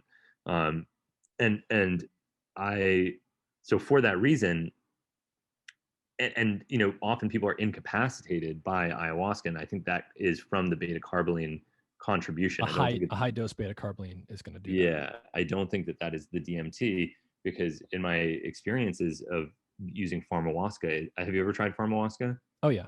Yep. Yeah. Yeah, I find that it's less sedating and certainly less nauseating, and so it allows you to have this profound extended DMT experience without the distracting contribution of the beta carbolines, which I don't think are really beneficial. So you get a very sharp, very clear, very energetic, very like I could sit and write at Yep. in a chair at a desk for the entire ayahuasca experience, something that Yep. might not be possible with a botanical ayahuasca experience. Yeah, and for those who've never seen something like this before, the way that I've experienced Pharmahuasca in the past is you're literally drinking a tea. So you would boil a certain type of seed or plant material in water, and these MAOIs go into solution, and you drink the tea together with DMT. So the DMT is then orally active, and for me at least, I'm probably not doing, or I probably hadn't been doing a very high dose of the beta carbolines enough to render the DMT orally active, but I certainly wasn't sedated. For me, it was very movement oriented. I could very much feel it in my body before I had the classic mental DMT effects. And I definitely wanted to move. So it was a stimulating effect. And it was more of a full body experience than a purely mental experience like you would get from vaporized DMT.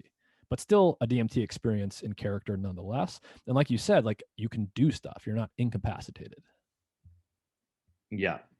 Yeah. So I think it's a really and then the most frequently used pharmaceutical MAOI for pharmahuasca is a European antidepressant called meclobamide. It's not a controlled substance, and unlike the beta carbolines in the ayahuasca vine, meclobamide is essentially transparent in its effect. Maybe it causes a very minor mood lift or something like that, but it's certainly not visionary or nauseating or really much of anything at all. It's a sort of transparent oral activator of the DMT. So I think that is, I think that's a really beneficial way to do it. There are arguments to be made in favor of the beta carbolines. I'm aware of them. They may exert medicinal therapeutic effects of their own, and it may actually be less beneficial to do pharmahuasca with meclobamide.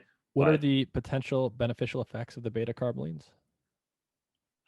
I think that okay, don't quote me on this, but I think that they have also been implicated in some kind of neurotrophic factor release or something, although even some of the research on that is a little Mhm. iffy. I don't know. It's been a while since I've looked at that research, but I remember once thinking, oh, The maybe there is potential some to induce plasticity or something like that. or some arguable benefit to them. But experientially, I don't consider it beneficial.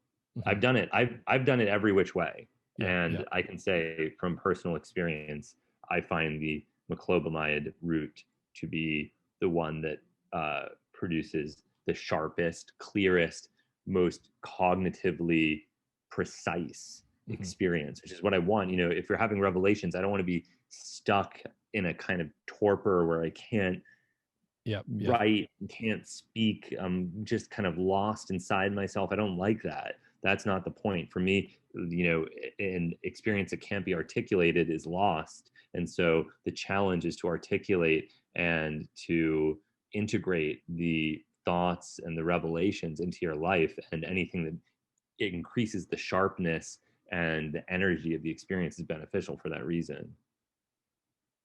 Yeah, I think that's really interesting.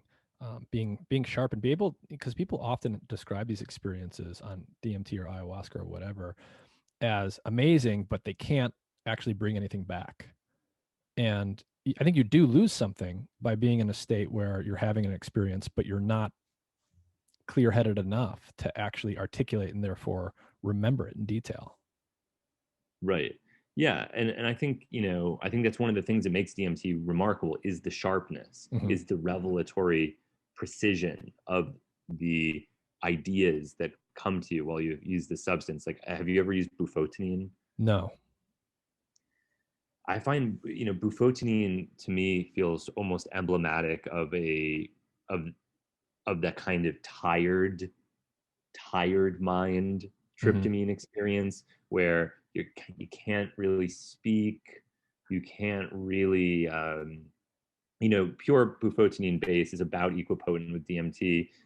50 milligrams or so produces a very powerful experience, but it's kind of an awkward middle child between DMT and 5-MeO-DMT chemically, pharmacologically, and experientially, where it's more dissociative than DMT, but less dissociative than 5-MeO-DMT, more visual than 5-MeO-DMT, but less visual than DMT, and far more nauseating than either of them.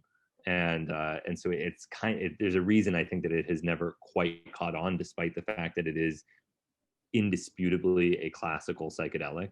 Mm-hmm. One of those things is that kind of softness of the thought on it. You're kind of in a soupy mindset where it becomes, I think, a little bit harder to articulate and integrate any of the ideas that come to you. Interesting. That's my experience. Interesting. What upcoming episodes are you particularly excited about? What are they about? And what can you tell us before they release? The 3 remaining episodes are an episode about Anadenanthera colubrina in Argentina. And I'm excited about that because it's never been shown before. I mean, one thing that I consider a responsibility in all of this is to try to tell stories that haven't been told. And it's kind of weird because we're at this time where there's a lot of interest in psychedelics, and there's actually a huge demand for basic information. But I've been doing this my whole life, and part of me doesn't want to be the guy that says, like, Albert Hofmann discovered LSD in Switzerland in this year, and then he did this, and then he did that, because you can read the Wikipedia entry, it's all there. So I try to use my time and my energy to tell stories that I feel no one else would tell if I didn't do them. That's another reason that I've spent so much time dedicated to clandestine synthesis coverage. Is I felt like, okay, there's a lot of people that can talk about the benefits of psychedelics, but I don't know that many people that want to make documentaries showing that clandestine synthesis of psychoactive drugs isn't a bad thing. So that's what I should place my emphasis on. There's other people that will talk about Rick Doblin. There's other people that will talk about MAPS. There's other people that will talk about PTSD. There's other people that will talk about MDMA and psychotherapy. There's other people that will talk about all these things. So I should try to think, what are the things that no one else is going to do? And those are the things that I should put my emphasis on. So that's one reason that I was really interested in this bufotenine project, is I felt like, maybe this isn't the most important in the sense that, everyone's talking about bufotenine, but like, this is a tradition that is, by all accounts, disappearing rapidly. I mean, I had a very difficult time finding a single shaman in Argentina who is practicing any kind of Anadenanthera ritual. And what is this? What is Anadenanthera? Anadenanthera colubrina is a tree that grows in South America that produces bufotenine-containing seeds. I see. That are arguably, at least in terms of the archaeological record, some of the oldest psychedelics used by man. How old are we talking? I think it goes back at least 4,000 years. Oh, wow. Yeah. I mean, there was that discovery in a cave in Bolivia, but there are pipes that are even older than that. And it, there's enema tubes, there's pipes, it was snorted, it was smoked, it was used as an enema, and it continues to be used to this day. So very interesting tradition. It's probably the last psychoactive plant that I'm aware of that, for whatever reason, has not entered any version of the mainstream. You don't hear people talking about Anadenanthera colubrina. And so that excites me. I wonder what people will think of it. I think that often people actually do want to see things that they've heard about previously, and sometimes are annoyed when it's something weird that they've never seen before. But I hope that people appreciate this, opportunity to see this strange ritual, this ancient, this practice that is disappearing and likely has been around for thousands of years in various forms. The LSD piece, I think, it contains a lot of interesting information. It's, I interviewed David Nichols as he synthesized his last Mm. compound, and the Iboga piece is my favorite of the season. I mean, I wish it could be a feature-length documentary. I think it's so interesting, and I thought it was, like I said, one of the most beautiful rituals I'd ever seen. So, Yeah. I What think, prevents you from making a feature-length documentary? I mean, I've tried. I pitched. That's the thing. There's so much interest in this stuff, Yeah. but the interest is a little different from the way I'm interested in it. Like Netflix is doing a Michael Pollan thing, and that's great.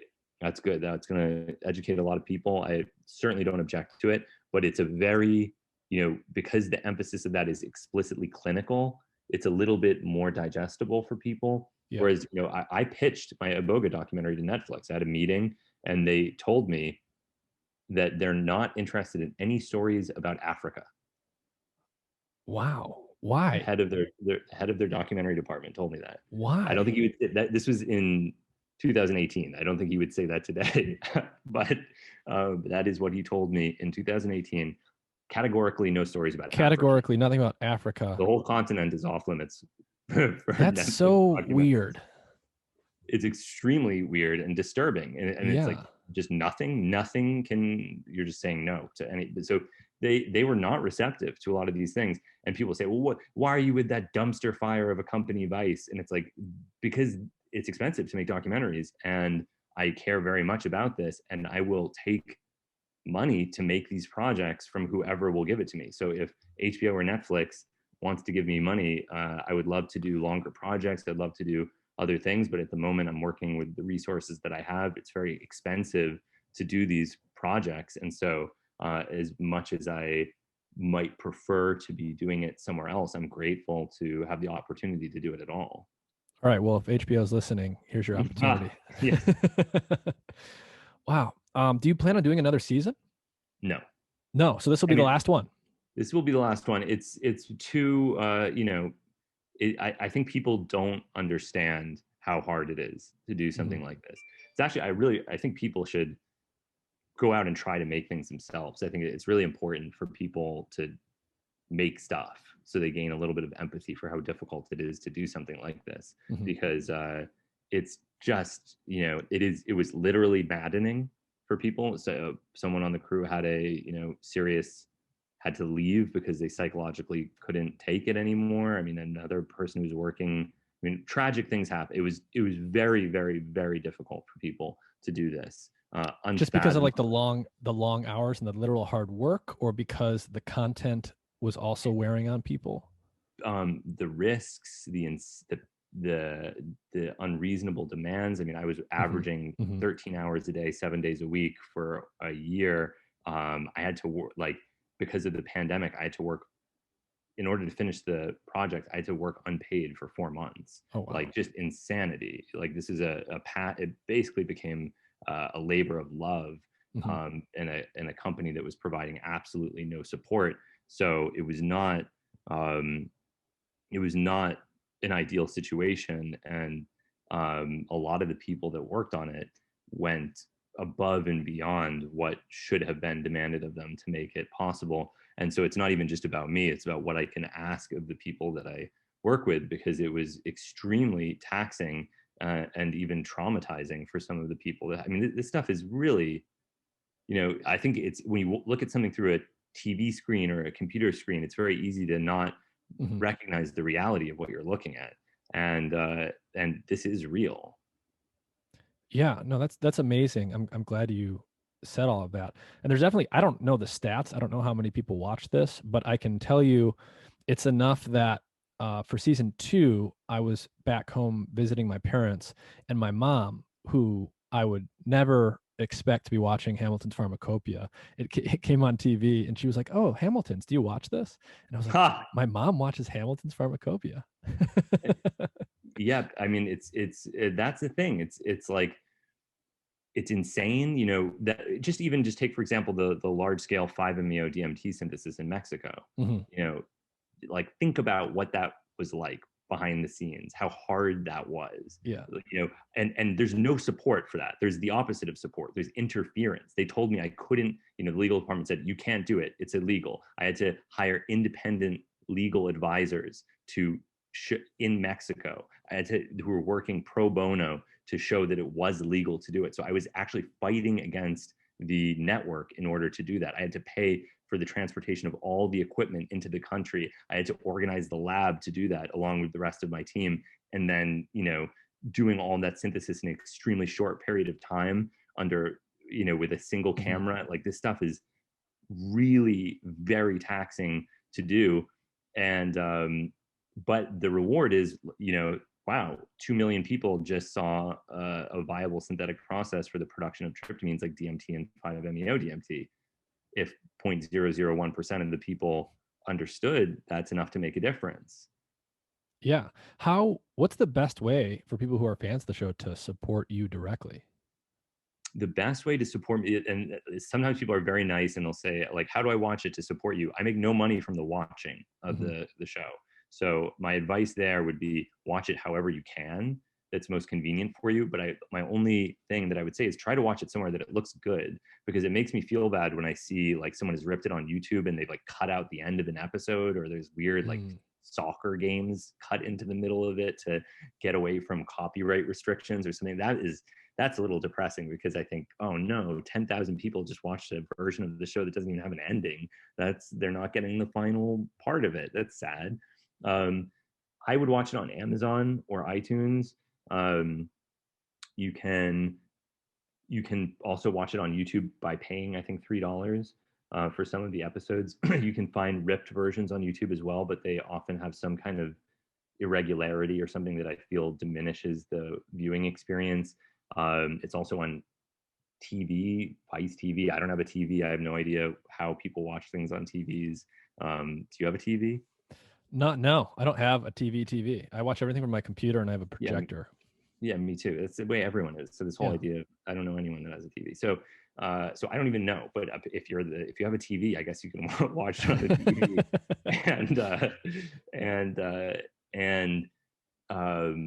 And if you want to support me directly, I have a Patreon, patreon.com/Hamilton Morris. I have a podcast, and that money was extremely beneficial during the aforementioned 4 unpaid months trying to finish this project. If it weren't for Patreon, I would have, you know, it would have been bad. So yeah, that's the best way to support me directly is via Patreon.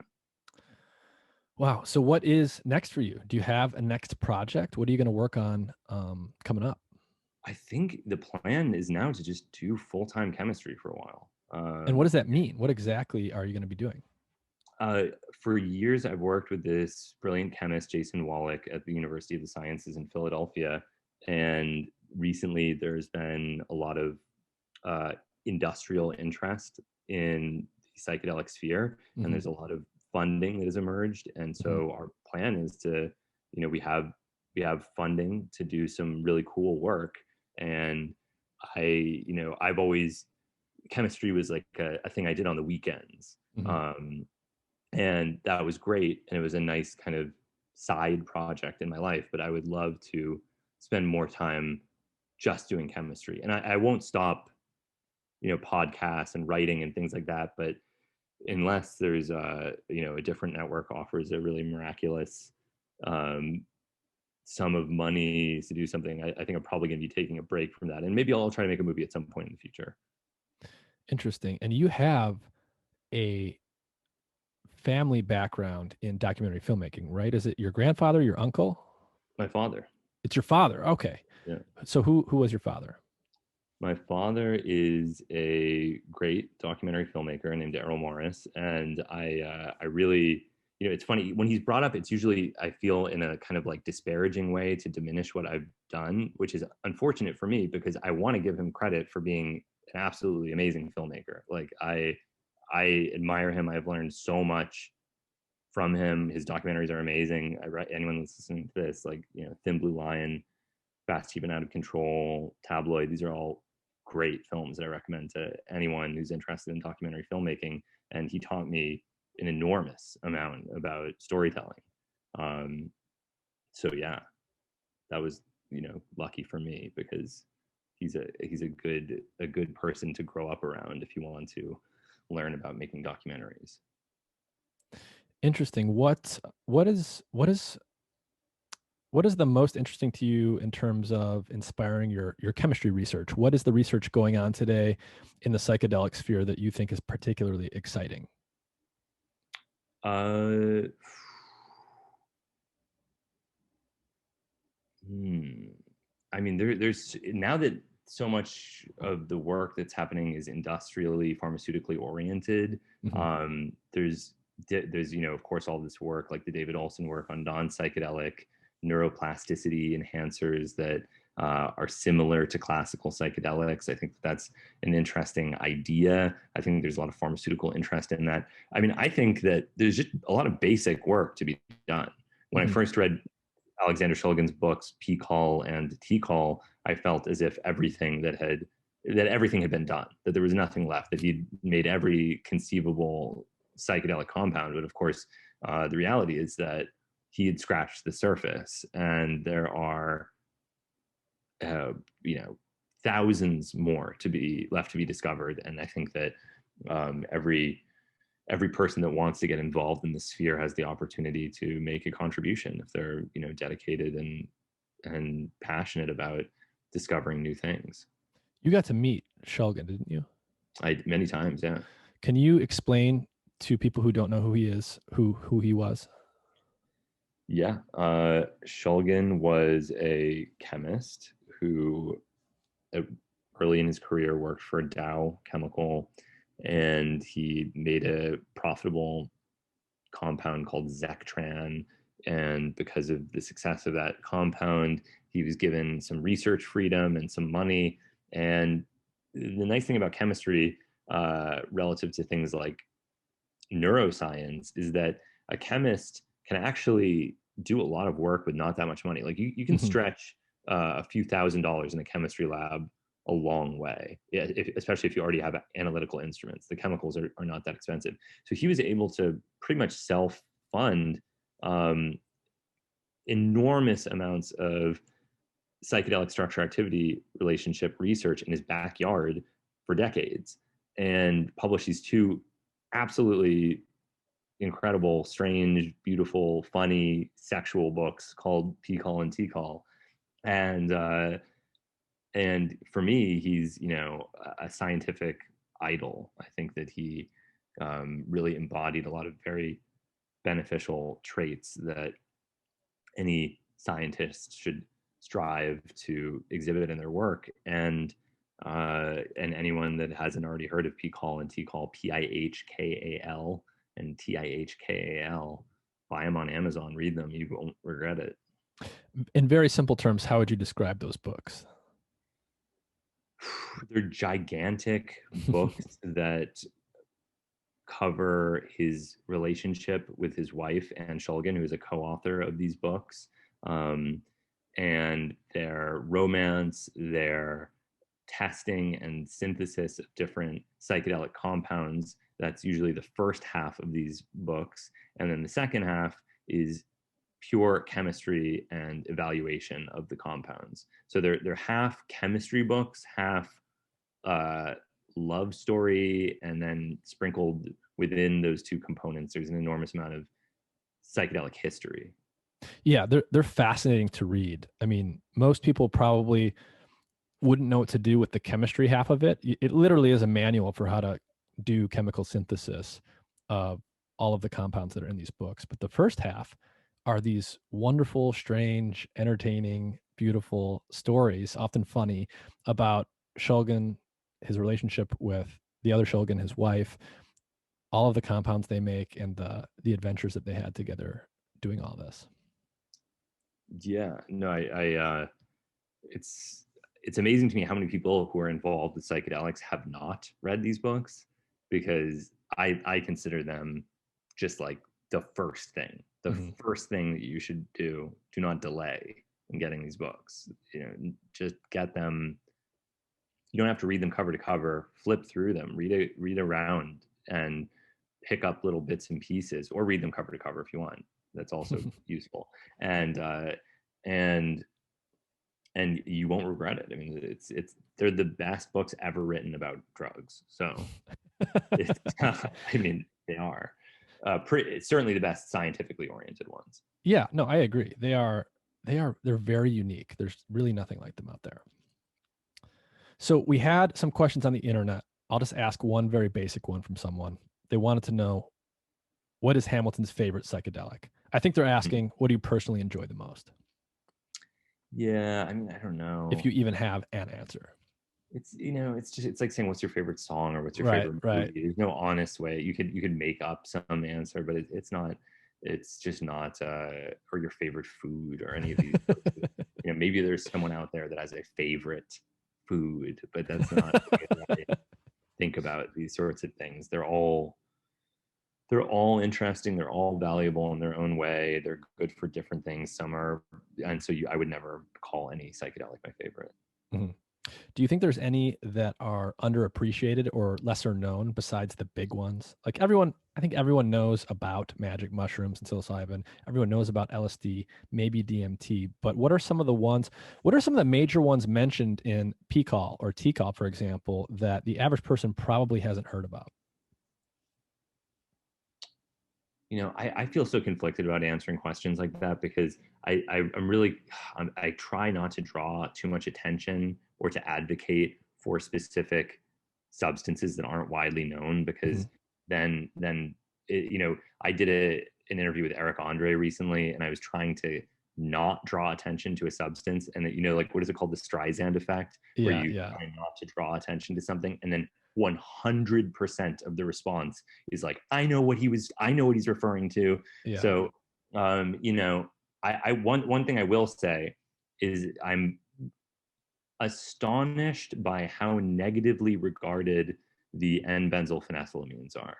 When people talk about the NBOMEs, it is 100% negative. It's like synthetic. I've heard of those, but I don't really know what they are. Like 25I NBOME, 25C NBOME, 25B NBOME. And what do they do? They're 5-HT2A agonist phenethylamine psychedelics that are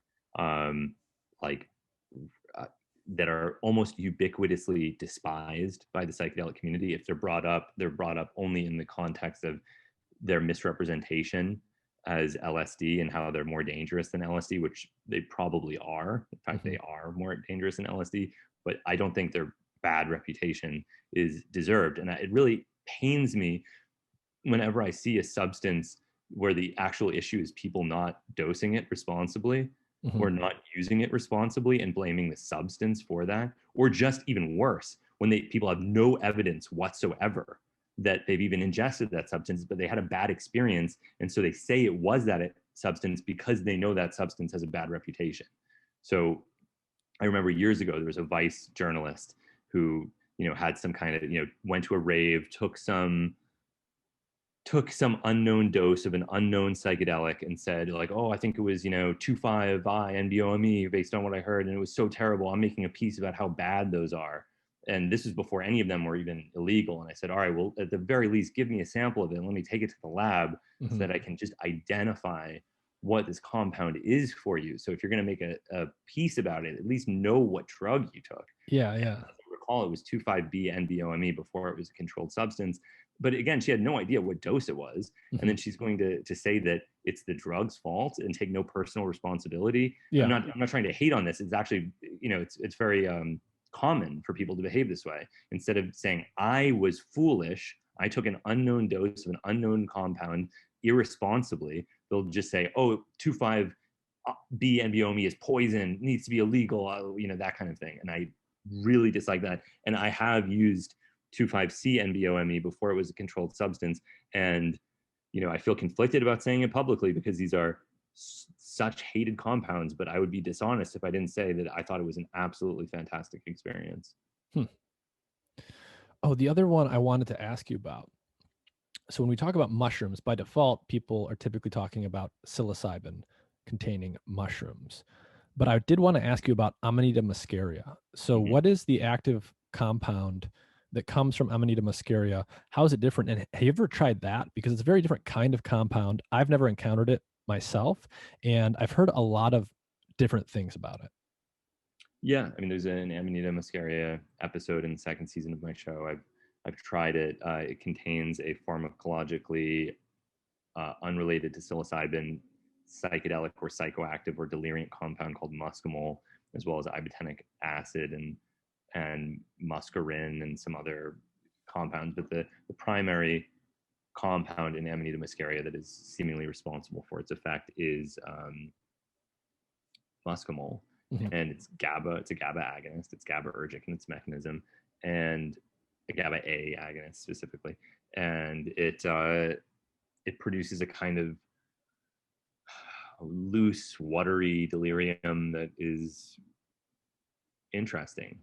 So it does not activate serotonin receptors like psilocybin or classical psychedelics. It activates GABA receptors, which are the same thing that something like a benzodiazepine would activate, right?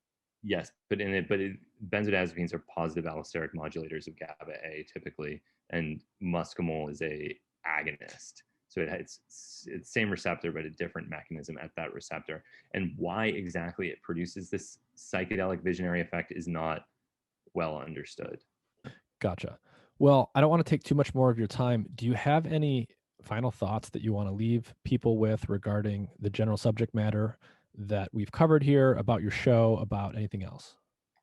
Yeah, I mean, I just hope people enjoy the show, and I hope that um yeah, I hope that, and I think it's a good way for people to be visually introduced to a lot of these things that have often kind of only existed in written works in the past, to be able to see chemistry. Many people have never seen a synthesis before. I think it's a great way to get people interested in chemistry, and I hope people enjoy it and benefit from the work, because although it was very difficult, it was also fun to make, and I think that it's a lot of work went into making sure that things were accurate and portrayed in a way that I hoped would ultimately be beneficial. So watch it however you can. And if you're interested in checking out my podcast, it's on Patreon. Awesome. Well, Hamilton Morris, thank you for your time. Thank you for making the show and putting this information out there. I love it. I've been watching it for a long time. I've seen almost every episode, some of them 2 or 3 times, I think. And I know that there's a lot of people that really appreciate it. So thank you.